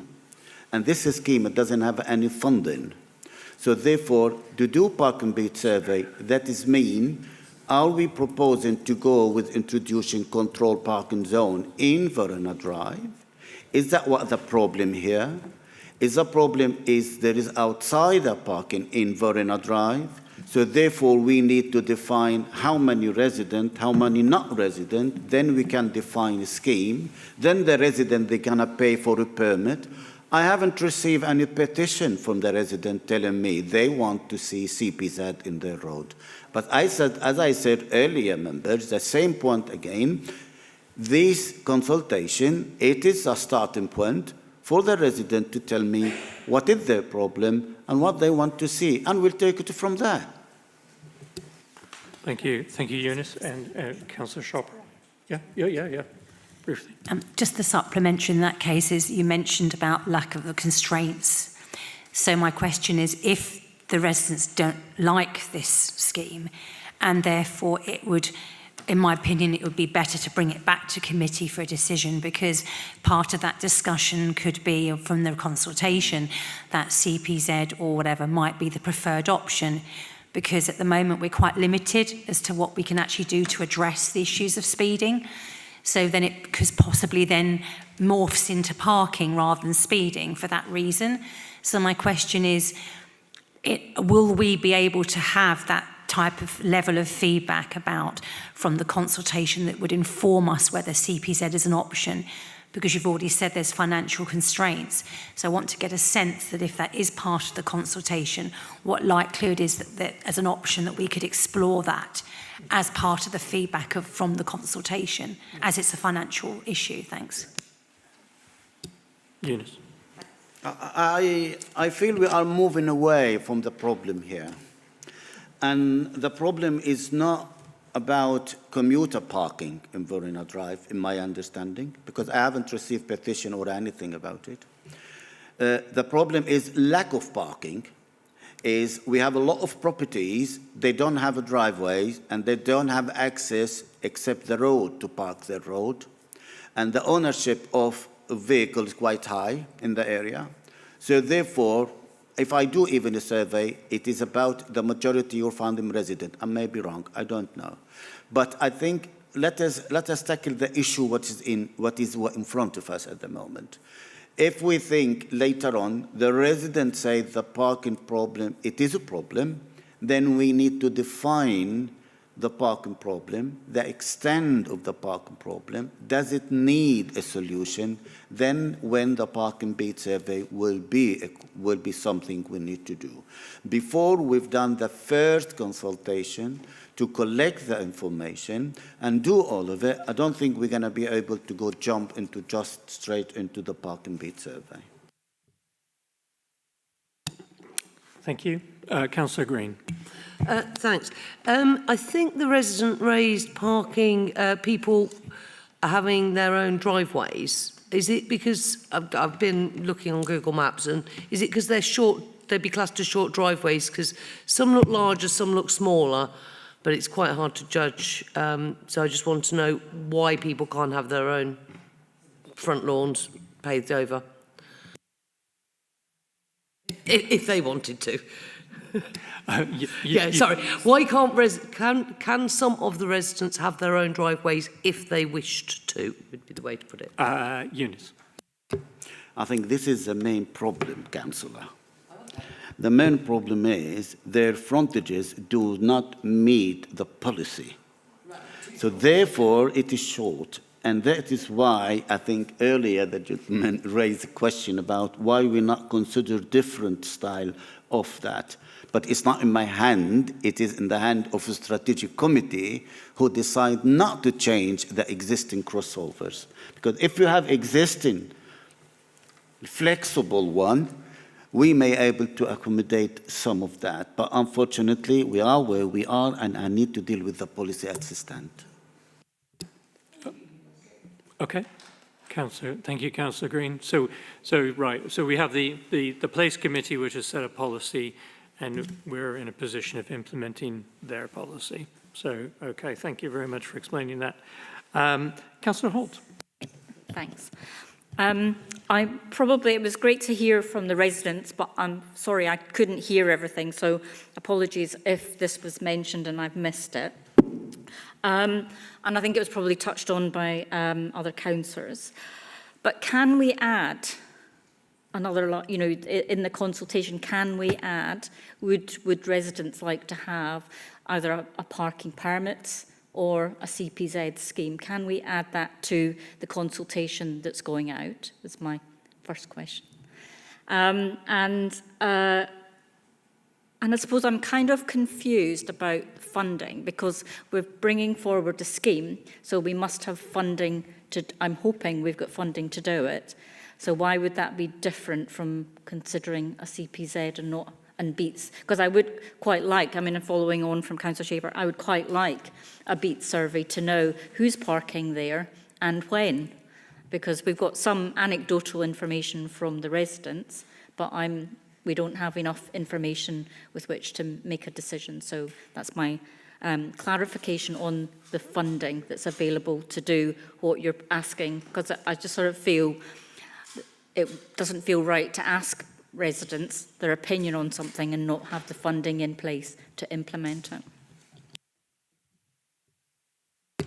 Thank you, Chair. About the first question, you can ask anything in the questionnaire, but we don't ask if you want CPZ or you want PPA. What we usually ask, do you have a parking problem in your road? That would be our first question. The second, do you want us to develop a scheme in the area in order to address it? Because don't forget, CPZ, it means they have to pay £125 for every car they want to park on the road. So there is a cost attached to that. So we don't rush, and we don't, as an officer, we don't rush straight into the CPZ. We try to move to the last resort as a CPZ. We try to address the problem of our members, our residents first, not to have an implication financially on them. Now, the second point about finance, as you are aware, Councillor, we have only traffic management revenue budget for Surbiton, which we can use to introduce yellow line and introduce some publication. So therefore, this scheme, what you have in front of you, is just to introduce yellow line, which we're gonna be paid for it. If anything after that, I need to seek funding from the capital of RBK to allow me to do that. Councillor Holt.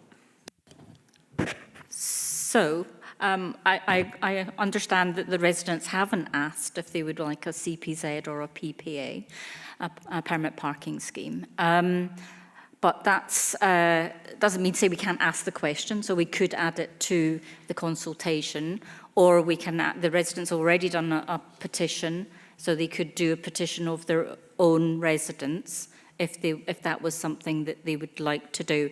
We don't want to go down a CPZ route if there's an overwhelmingly not supported, because you do need to have a buy-in from a lot of the residents. But I think it would be quite good if we could add it to the, subject to everybody else's views, if we could add it to the consultation. Okay, thank you. Thank you, Councillor Holt. So I have Councillor Gonsalves, Councillor Waldridge, and Councillor Tyerman. So, Councillor Gonsalves. Thank you, Chair. I had a few things. The first question is, on your slides, Eunice, you mentioned something about changing how wide the carriageways are. How could we do that? My understanding is that that's not doable because we can't use the green. We can't turn the green into carriageway, so I just want to double check that. Sorry, I didn't say we're gonna widen the carriageway. What we say, we need to provide certain width of the carriageway to provide access at all time, and the only way we can do that is to provide yellow line. So we're not taking out of the physical, it's not physically we're gonna do that. The only way we're gonna do it if you put waiting restriction to stop parking, that means you gain the width, whatever exists in there. Okay, thank you. I think it's quite a difficult one because there are conflicting views on what the priority is. The petition mentioned that it asked for viable parking and access, and those things are contradictory in my view in this case, considering that the policy won't allow for crossover parking and the reduction of the green. I do agree with what colleagues were saying, that we need to consult on things that will require funding so we can put that funding in place, and it might take years for that for us to be able to implement those things. But if we are consulting now, I feel like we should consult on, it should be comprehensive. Mm-hmm. We should make sure that we're not just sending that proposal to residents. People will go ballistic because of the number of parking spaces that will be lost. We need to have something a bit more comprehensive, I feel, and I agree asking about CPZ in the right way. Like you said, you asked the right questions. I think we should do a speed survey, and we should do the beat parking survey as well, so we have the data like we've done with other measures across the borough. We need that data so we can justify what we're doing, we can do the right thing. Sorry, just checking what else I had. And you mentioned, Eunice, that this consultation is the starting point. I don't think we're going to have consensus from residents, which is why I think it needs to be very comprehensive so we have as much data as we can, and we can apply for that funding for the long term. And I think I forgot my last point. Yeah, my last point, which was also my first point, is that I really don't think this can be delegated. So my first point of moving a recommendation or a motion is that we need this to come back to committee. Okay. I'll take a few, see if there's any further questions, and then we'll come back to the debate, and you can propose. I believe you had an amendment that you wanted to propose. So, Councillor Waldridge, do you have any further questions? Yeah, it's very similar to Mariana's. So forgive me, but I am supportive of the consultation on this. I think it's right that residents very much have their opportunity to give their views. Given the level of local impact, and we as ward councillors know Verona Drive very well, given the level of local impact, I would just be more comfortable if the outcome were brought back to committee so members can consider the consultation responses before any final decisions are made. That would ensure that we have the opportunity to reflect both the evidence and the residents' feedback in the round. I do love the round, but there we go. Yeah. Okay, Councillor Thailand, did you have a question for Eunice? Yeah, my questions already been asked, but can I just make a comment first? With the CPSAT, I remember about 10 years ago, 2014, there was a consultation on Gladstone Road, Haycroft and Verona Drive, and I think it was 50-50, so it wasn't implemented. But it's 10 years ago, 12 years ago, so it's worth going through that consultation again. Situation has changed. The other thing is the residents mentioned about the speed. I think we should do a speed survey by placing tubes or however you do it. So I think this is important to measure the speed as well and come up with some proposals. And again, I agree with the colleagues that it should be brought back here after the consultation to include the residents' concerns and the views as well, and for the members to decide. And on the budget as well, I think it's important we find money. This is going on for over 25 years. Before I became a councillor, and I know Peter's got lots more. So I think we have about 3 times that came through. So it's important we come up with a solution once and for all. So we need to find the money to do it. Thank you.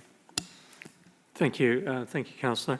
Okay, so if there are no further questions, just go on to the debate, and I believe, Councillor Gonsalves, you wanted to propose an amendment. Yes, so I'd like to propose that we don't delegate authority, but that we bring this back to committee, so bring the results of the consultation back to committee for decision. Yeah, I second that.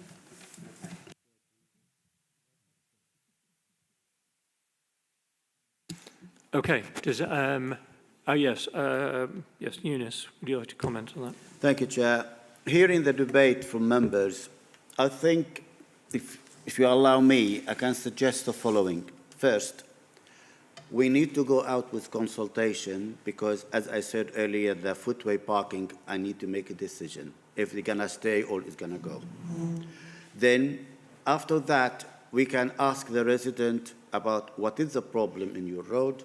If it's speeding, what you want to see. If it's parking, what you want to see. Then, after that, I can bring the report back to this committee for consideration. While I'm doing that, I can do the speed survey in order to support it. I'm not going to say I'm going to do the parking beat survey straight because that costs me a few £1,000s. So I'm going to do only the speed count first, the speed survey to find out. And if the outcome of the consultation shows there is a support for parking scheme, then we can go to the next stage.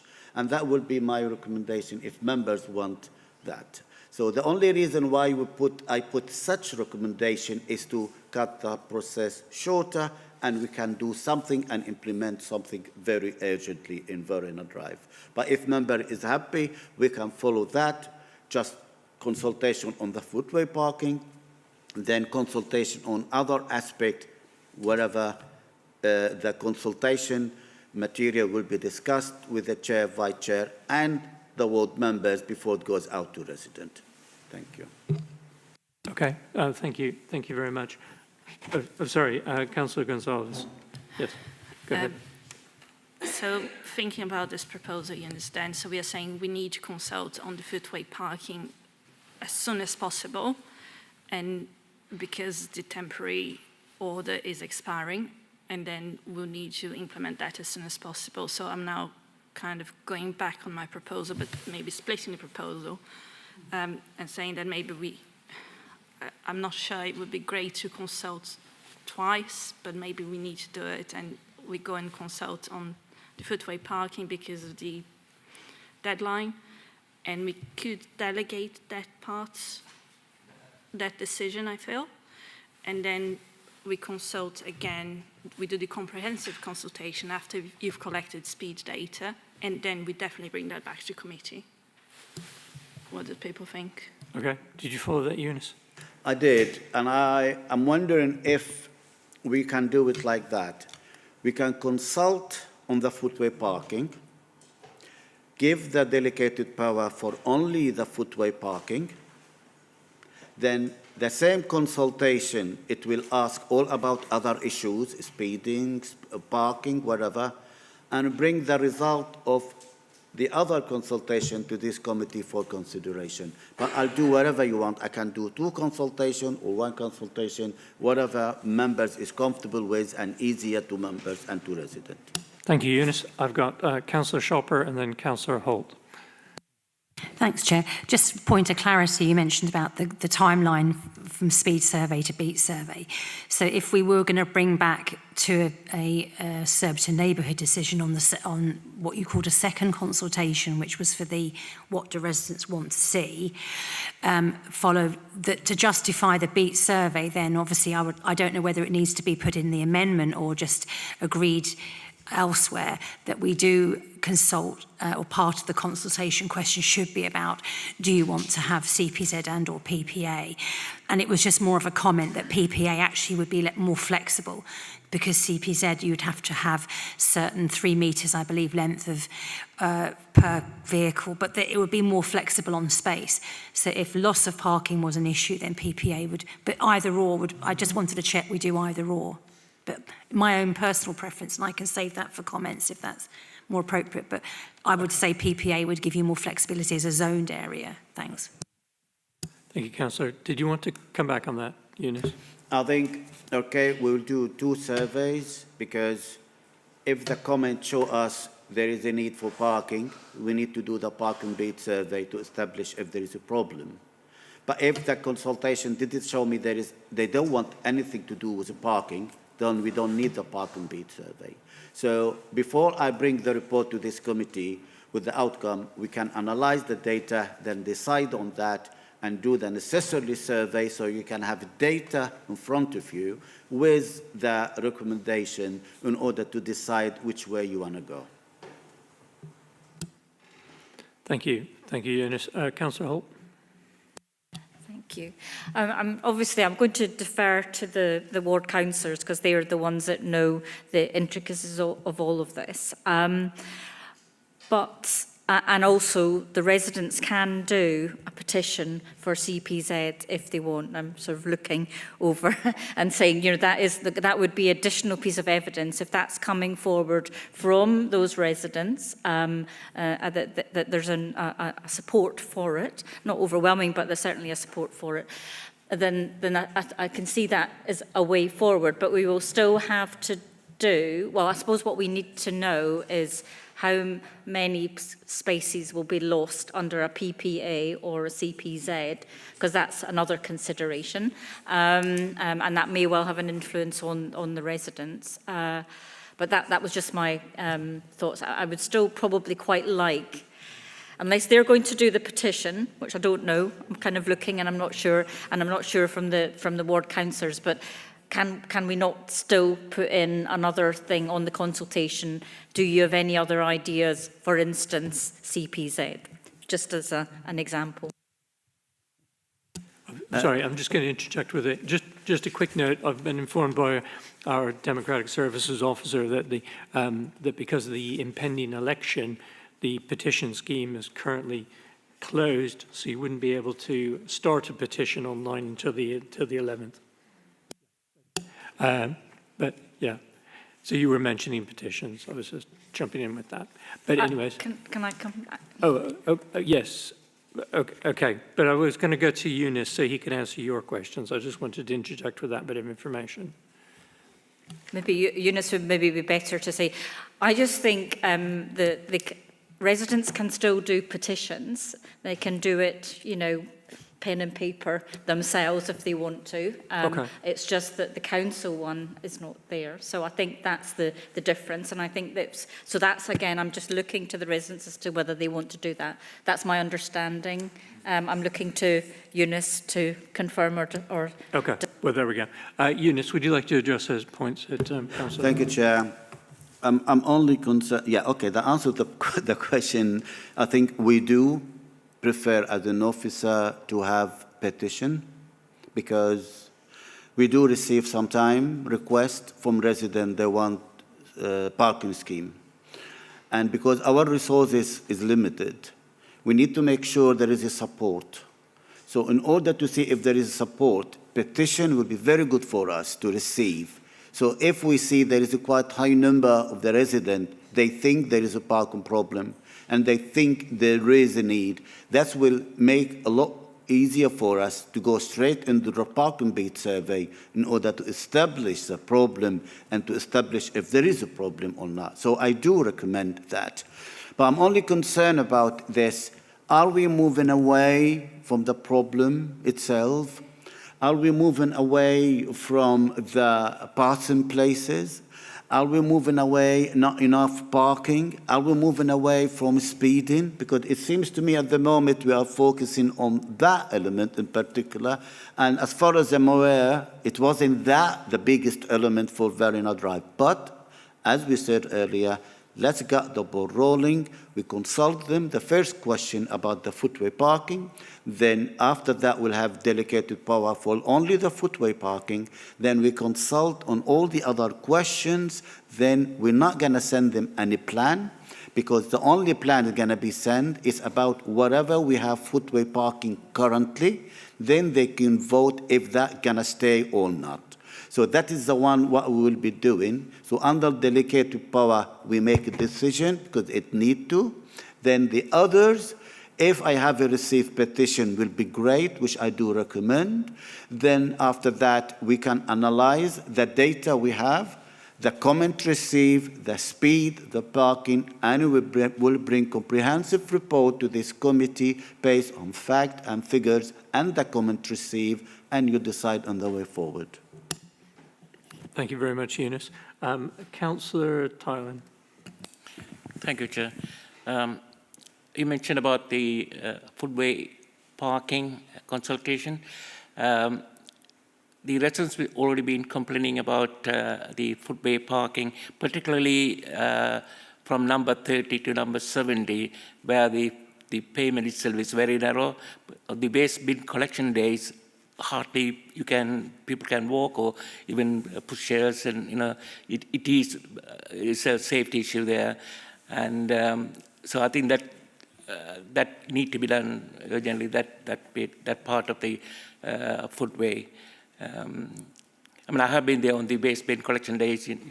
People can hardly walk. The bins are already on the pavement. It's a very narrow pavement as well. So, thank you. Okay, thank you. Thank you very much, Councillor. Right, so we have a proposal, resolution, and we have an amendment that's been put forward. I think Herman is just sorting out the details of the amended resolution. Can I just ask generally in terms of members, are we happy with the proposal that's been put forward for by Councillor Gonsalves and Eunice regarding the two-stage consultation process? So looking at pavement parking and the first part, and then the overall scheme as the second part. Correct me if I'm getting any of this wrong, but I think that's where we've gotten to. Are members happy with that? Yes. Okay, so I think we can take that as approved, and we can take that the amendment as being incorporated in the. Yeah. Okay. Well, can we just take that unanimous? Bear with me a second. Chair, I was just thinking, is that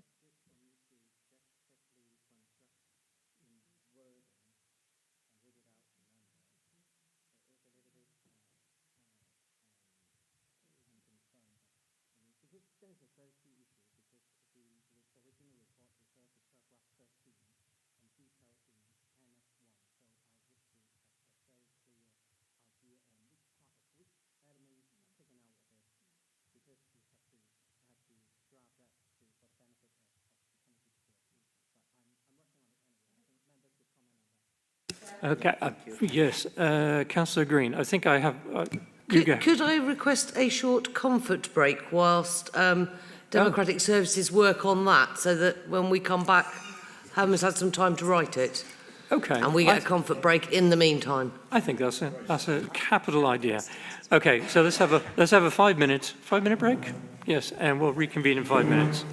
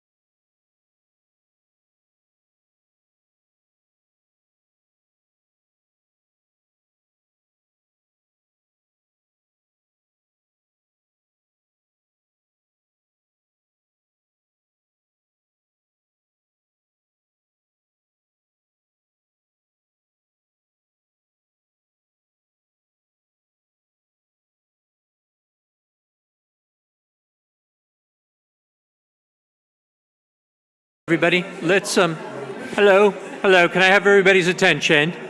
Can we get back to our seats, please? Wind up our conversations and get back to our seats. We're going to carry on. We have to be out of here. Hello, we have to be out of here by 10:30 sharp, no later. So we have just a few minutes over 1 hour left. Let's say 1 hour. We have 1 hour left to get through the last two items on the agenda. So I would like to press ahead with that. First of all, we need to finish off this item. I believe we're in agreement. Are we live again, Alan? Al? Yeah, great. Okay, thanks, Al. Right. Okay, so Herman, can you read out this? Just quickly read that out for us. Thank you, Chair. I'm going to read the amended recommendation. The committee is asked to resolve that, number one, a public consultation on the current temporary footway parking on Verona Drive be conducted. Number two, authority be delegated to the Director Highways, Transport and Regulatory Services in consultation with the Chair of the Committee, the relevant portfolio holder and relevant ward members to consider the outcome of the consultation on one, that was just I mentioned, and decide on the way forward. So this is the delegated authority. Number three, a public consultation on other elements of the schemes listed in paragraph 13 and detailed in Annex 1 of the report, including survey on preferred options by residents in the area on speeding, parking, and passing places be conducted. And number four, a report be brought back to the committee on the outcome of the consultation on number three, and decide on the way forward. So it's a two-part of it. Okay, so thank you very much, Herman. So as the chair, I'll move that from the chair. Ask if there's a second, Councillor Gonsalves. Sorry. I thought I had already moved it. It had not been. You had moved the amendment. Okay. So what we're doing here is I'm just restating the fact that this is being moved from the chair, right? So, does anybody have any points to discuss on this? No, thank you. Can I take this as unanimous, or do we need a vote? Agreed. Okay, that is unanimously approved. Thank you very much, councillors. Let us move on swiftly to item 7, which is the Yule Road Cycle Route ETMO. This is for a decision, and I'll hand over to Eunice to talk us through this. If you're looking for this in your agenda, it's Appendix B of the agenda pack. Thank you, Chair. As you can see in my presentation as well. So this is the Yule Road Cycle Project. We introduced this scheme based on the experimental traffic management order. It has been brought up previously on December when we received a number of objections from the Kingston Cycle Campaign about the Loading Bay.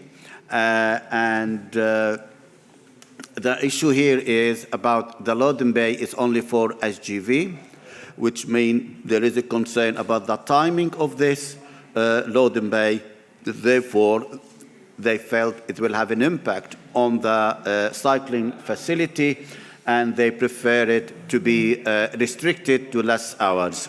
On December 2025, it has been brought up back to you here, where you heard as well from some businesses about the impact on them as a result of that, and the implication if they would like to change the existing Loading Bay from SGV Loading Bay to a standard Loading Bay. A standard Loading Bay, which that means any car or van or anybody can park. However,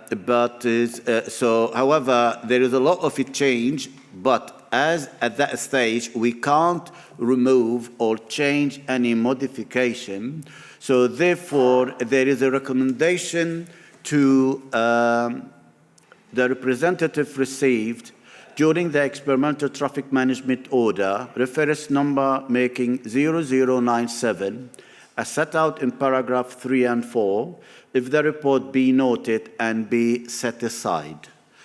I'm asking you to set aside all the objection received for now, and the ATMO mapping 0097 be made permanent, and all of those who made representation be notified of the committee decision.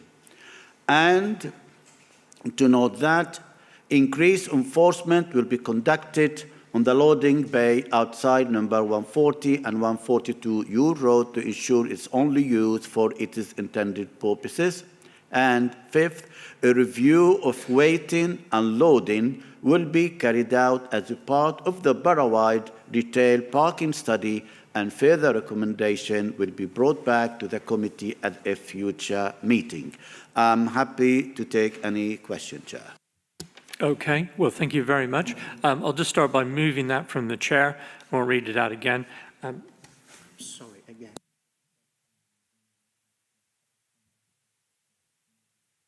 Yes, sorry, I'm jumping ahead of myself. I turn to the next page of my notes. So yes, right. So we have, I believe, one member of the public who's registered to comment on this item, and so I'd like to ask Hilary Gander to come forward. And you have 3 minutes. Good evening, members. You may remember with another colleague from Kingston Cycling Campaign, we came to the last committee on this when this was discussed, and we spoke in support of the new restrictions, the increased restrictions on the loading bay, because we see it as quite important that a cycle lane is a cycle lane most of the time. We appreciate that businesses need loading facilities, but for them to be extended and made into a parking facility is not appropriate. We are just here again, reducing numbers, but hopefully you're going to find it in your hearts to further improve this cycling facility, which has already been vastly improved by taking it off the pavement and putting it onto the road. That's all I have to say, except to say that I don't understand what you were saying, Eunice, about the type of loading that is done there, the type of vehicle that can load there, because for what it's worth, Kingston Cycling Campaign were quite happy that if it's a car that's loading at an appropriate time, within the restrictions, within the permission for loading, that would be fine by us. But there seems to be some reason why you can't change that, which I don't understand. But that's more for the shopkeepers there, really. Okay, thanks. Okay, well, thank you very much, Hilary. Right, okay, so now I will move the proposal from the chair to have a seconder. Yes, Councillor Holt, thank you very much. Do any members who wish to speak, could you raise your hands, please? Councillor White, Councillor Holt, and Councillor Davis. So, Councillor White. Thank you very much. My question was exactly what Hilary asked. Can you explain to me again, please, about the loading and why we can't allow the cars who are shopkeepers to, in the right time, in the right place, why they can't be allowed to at this point, please? Thank you, Chair. It is the same problem. I can remind you, we have an issue in Surbiton area outside the cleaner, where the dry cleaner, which we can't allow him to put a car or van because that traffic management order is only said this is only allowed for heavy good vehicles. It's got to be 7.5 ton and above. This is what this loading bay is about. It's only about this, because the traffic management order, that's how it has been described. So if you want to change it, you need to put a standard loading restriction. That means a car, a van, wherever he can. But that means we need to change the traffic management order from being only for good vehicles, 7.5 ton, to anybody who's doing loading and unloading. The only problem with that is this could be abused by a car just parking there, nipping to the shop or doing something, so we'll be not loading and unloading, and it's not a bad idea, but I have to make it clear to you, sometimes it could be misused, and that's the difference between them, is the traffic management order. For the current one, it's for heavy good vehicle, 7.5 ton, and the one Euro 7 is the standard one, which is we need to change that, but that is something we can do later, because now we reach the end of our experimental traffic management order, and you need to make the decision. So I'm asking members to make the decision, then we can review it later and bring report to committee if we need to, talking about we need to change it, let's consult, let's see how it is, let's see what we have in Browns Road, how we can utilize some of the parking to the businesses. Let's have a look to the whole area together. Thank you, Chair. Okay, thank you. Thank you, Councillor. Councillor Holt? Yes, I don't know if it's a question or not, but I'd quite like to have it a bit strengthened, the point 5, because it says future meeting, and I think I'd probably quite like to put a timescale on that so that it comes back. So I'm thinking 6 months or 4 months, or I'm not quite sure, but it's say 6 months, so that we bring it back, and that we look at the the designations on the loading bays, and perhaps as well, but it would be what's coming out of the parking study to see that we've got good options for the businesses who've got problems to load and unload. Yep. So is that okay? Yep. Yes, Eunice. I'm happy with 6 months, not before, because as you know, we have that election and we have to prepare ourselves, and we have new members, we need to bring them on board. We need of course, to bring yes. everybody. Okay, so 6, yeah. okay, right, so six months. Okay, so if everybody's happy with that amendment, we'll insert that. Yes, everybody's happy with that. Great, so 6 months is in. Right, Within 6 months. Yeah. Within 6 months. 6 months will be... Okay, right, so Herman says that may be the 8th of September meeting. So, okay. Any...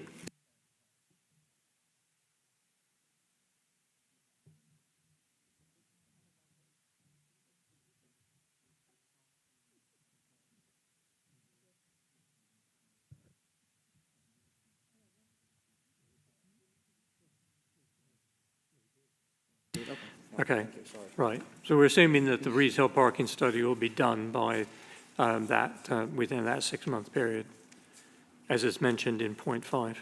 Yes, okay, thank you. Yes, Chair. Okay, terrific. Councillor Holt, thank you very much. Councillor Davis? Can I comment? Yes, yes. I just want to say that I really support this ETMO, or TMO as it will become. The question is, when is a cycle lane not a cycle lane, and it's when it's got anything parked in it. In an ideal world, we wouldn't have anything ever parked in a cycle lane, but this seems to be a fairly happy compromise just to make it fair for everybody. I don't like it, but I accept that it has to happen, really. Thank you very much, Councillor. Are there any further comments? Okay.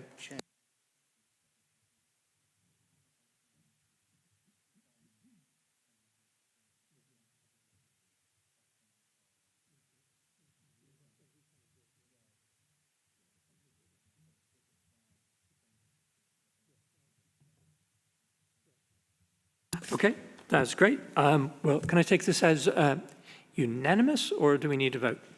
Do we have to do the amendment? Agreed, agreed.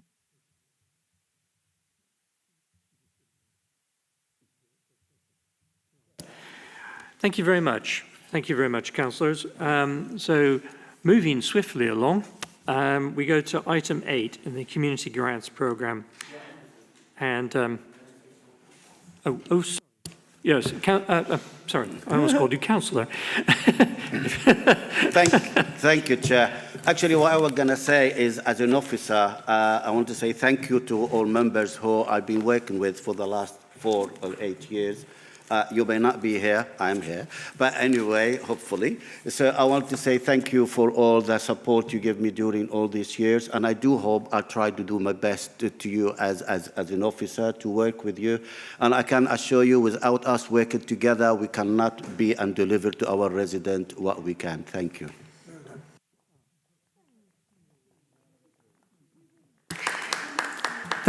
Thank you very, very much, Eunice. We appreciate the work that you do as well. So, okay. Great. So we'll now move on to Community Grants Programme. And you can find this in Appendix C of the agenda pack. There are 2 items for Councillor Ward funding on the agenda. And I'll hand over to James Geach, a Neighbourhood Manager. Yeah, thank you, Chair. I won't labour the introduction. I think everyone's familiar now with the Community Grants Programme.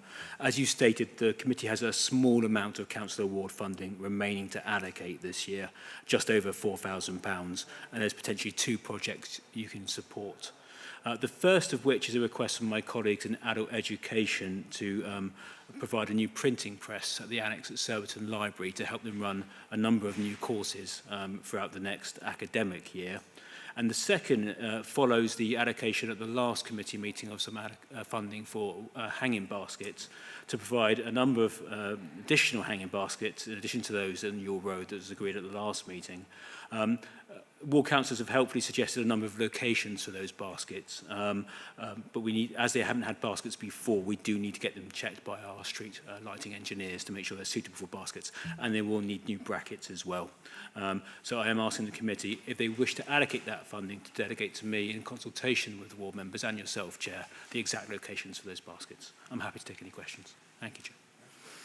Okay, well, thank you very much. So I think the first thing to note is that the representatives from Kingston Adult Education couldn't be here tonight. And I think there's a feeling that we should ask people to attend the meetings to answer questions about the funding applications.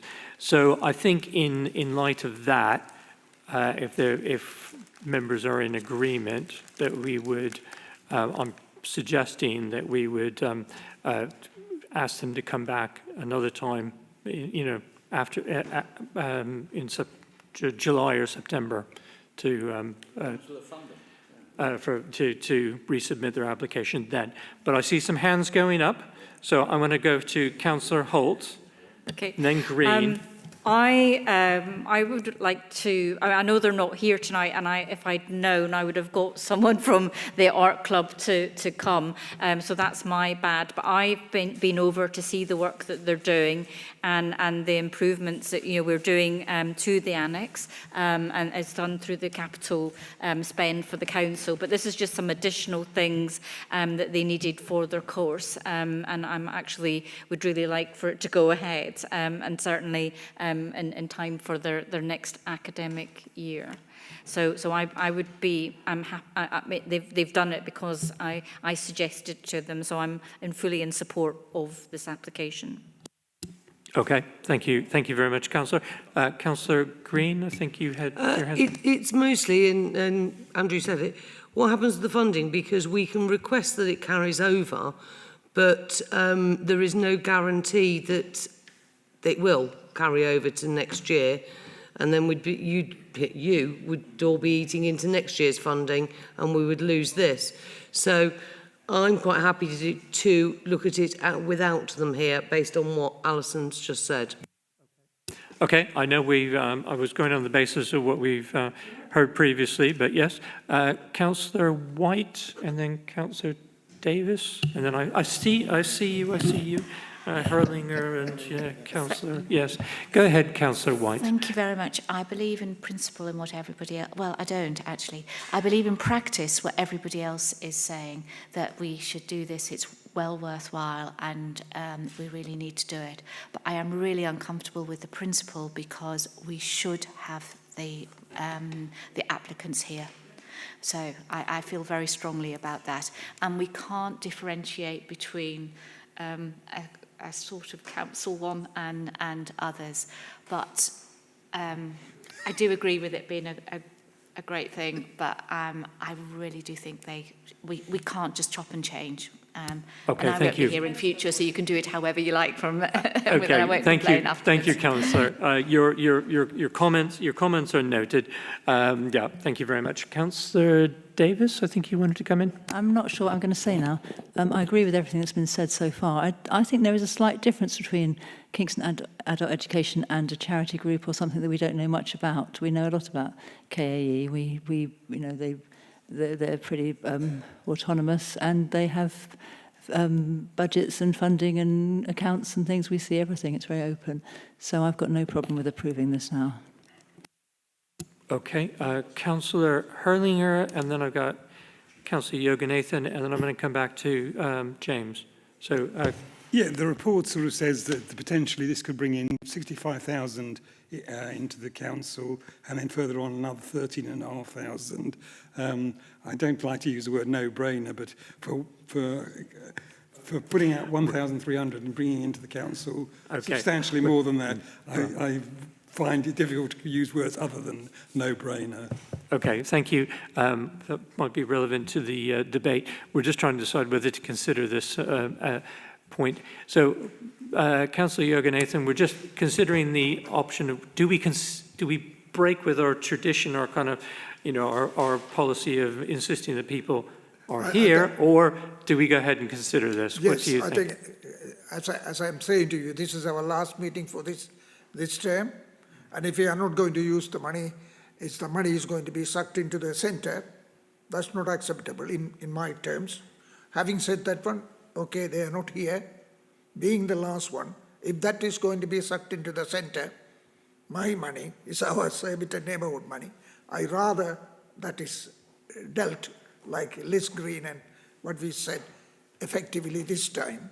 And in terms of the grants, there are issues people been raising that need to be sorted effectively with the proper criteria in the following new year.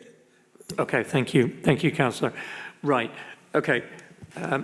Councillor Shopper, do you have something to add to this? Yeah, thanks. Well, as the portfolio holder for this particular item, I'm obviously hearing what my colleagues are saying.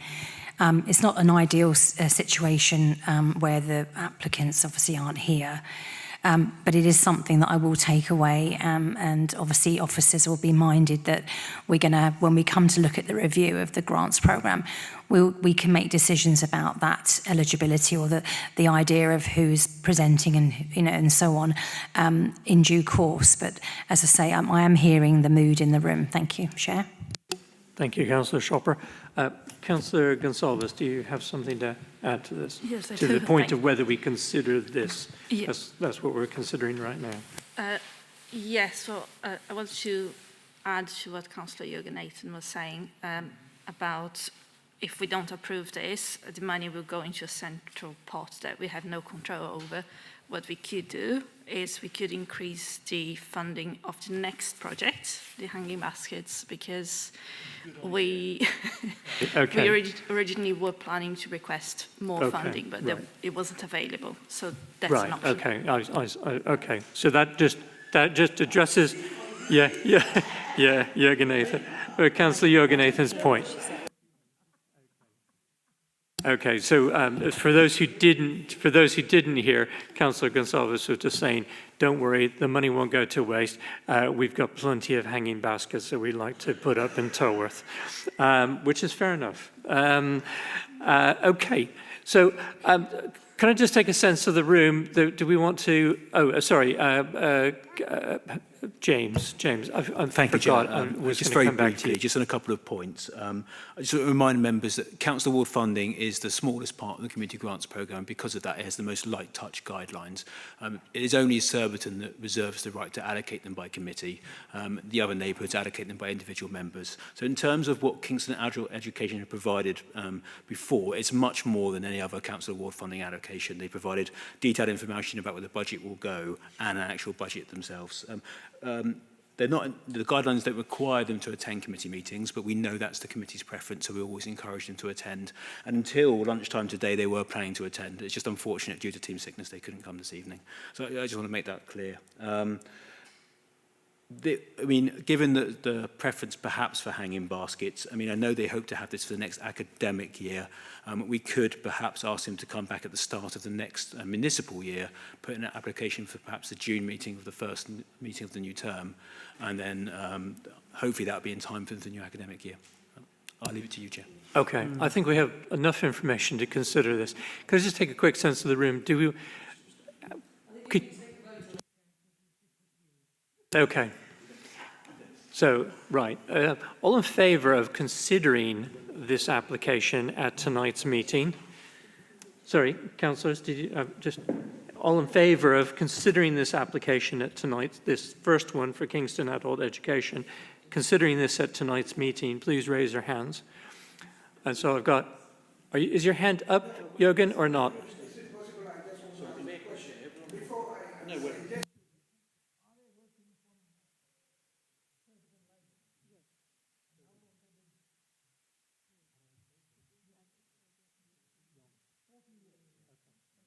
Okay, right. Okay, so I put the question to you one more time. Right. Yes, raise your hands if you would like to consider this item tonight. 1, 2, 3, 4, 5, 6, 7, 8. Everybody. Okay, that's everybody. I didn't realize it was unanimous. Thank you. Okay, thank you very much. Okay, so now, James, is there anything you want to add to the application for Kingston Adult Education that is relevant, or should we just go straight to questions? No, thank you, Chair. I think you have all the information. Okay, fine. So I think I need to move it from the chair. So this is, we'll just move the 1,000, that we allocate £1,382 and 82 pence for new printing press for Kingston Adult Education. Do I have a seconder? Everybody wants a second? I'll take the vice chair. Councillor Shopper, thank you very much. Okay, so does anybody have any questions for James? Any debate, any comments? No? Great. Can I take this as unanimous? Agreed. No? Okay, I think we're needing to go to a vote. Can I see all hands in favour, please? So I've got, what have we got? You tell me, Herman. Did they? Yeah, we're at one. Okay, so all agreed, okay, and all those against? All those abstaining? I see a little forced vote there. Right, 3 abstentions, I believe. Okay, so thank you very much. That has passed. So thank you very much, councillors. We did manage to get through that. Right, moving on to the second one. James, can you take us through that one, please? Yes, thank you, Chair. So, as stated in the report, given that the previous application has been agreed, the committee has £2,867 and a few pence of council award funding remaining. If you're happy to do so, we can spend that on hanging baskets, locations to be agreed with yourself. Okay, so did everybody catch that? Right, okay. So, right. So, I'll move from the chair the following recommendation: the allocation of the committee's remaining £2,867.78 of council award funding for the provision of hanging baskets, etc., in Tolworth. Do I have a seconder for that? Councillor Yoganathan. Yes, you've seconded it. Thank you very much. Right. Does anybody wish to speak on this item? Oh, Councillor Hurlinger. Yes. What? long, impassioned speech. It's very, very quickly. Red Lion Road, of course, is totally in Tolworth, but Ewell Road covers a number of roads. So I would like, when the final decision about the location is made, that Alexander Ward members also join in with the Tolworth colleagues in deciding the final locations of the baskets. Agreed. Okay, thank you. Right, okay. So we have a seconder for that. Can I have a seconder for that? Yes, Councillor Manders, thank you very much. Right, any objections to the amendment? No, thank you. Right, any discussion on the motion, the amended motion? Okay, so can I take it as unanimous, or do we need a vote? Agreed. Okay, right. That's fantastic. So that is unanimously agreed. Thank you very much. Item 9 is the work program. That's in Appendix D. Just a final comment from me. We're losing five members of our committee who are not standing again. No, lose. Okay, sorry. We're saying goodbye to 5 members of the committee who are going to not standing at the election. So I just like to say thank you very much to Councillor White and Councillor Green and Councillor Herlinger, Councillor Davis and Councillor Gonsalves. It has been a real pleasure working with you for the past 4 years. And should we take a photo? After we finish the meeting. Yeah. Oh yes, okay. And Close could we gather for a photo afterwards at the end of the committee? So I'll just say thank you very much, and don't be a stranger. Feel free to come back anytime. Former councillor Hilary Gander often comes back, so come back and see us. Thank you very much. And we're adjourned at, what time is it? 9:58. 9:58. Thank you.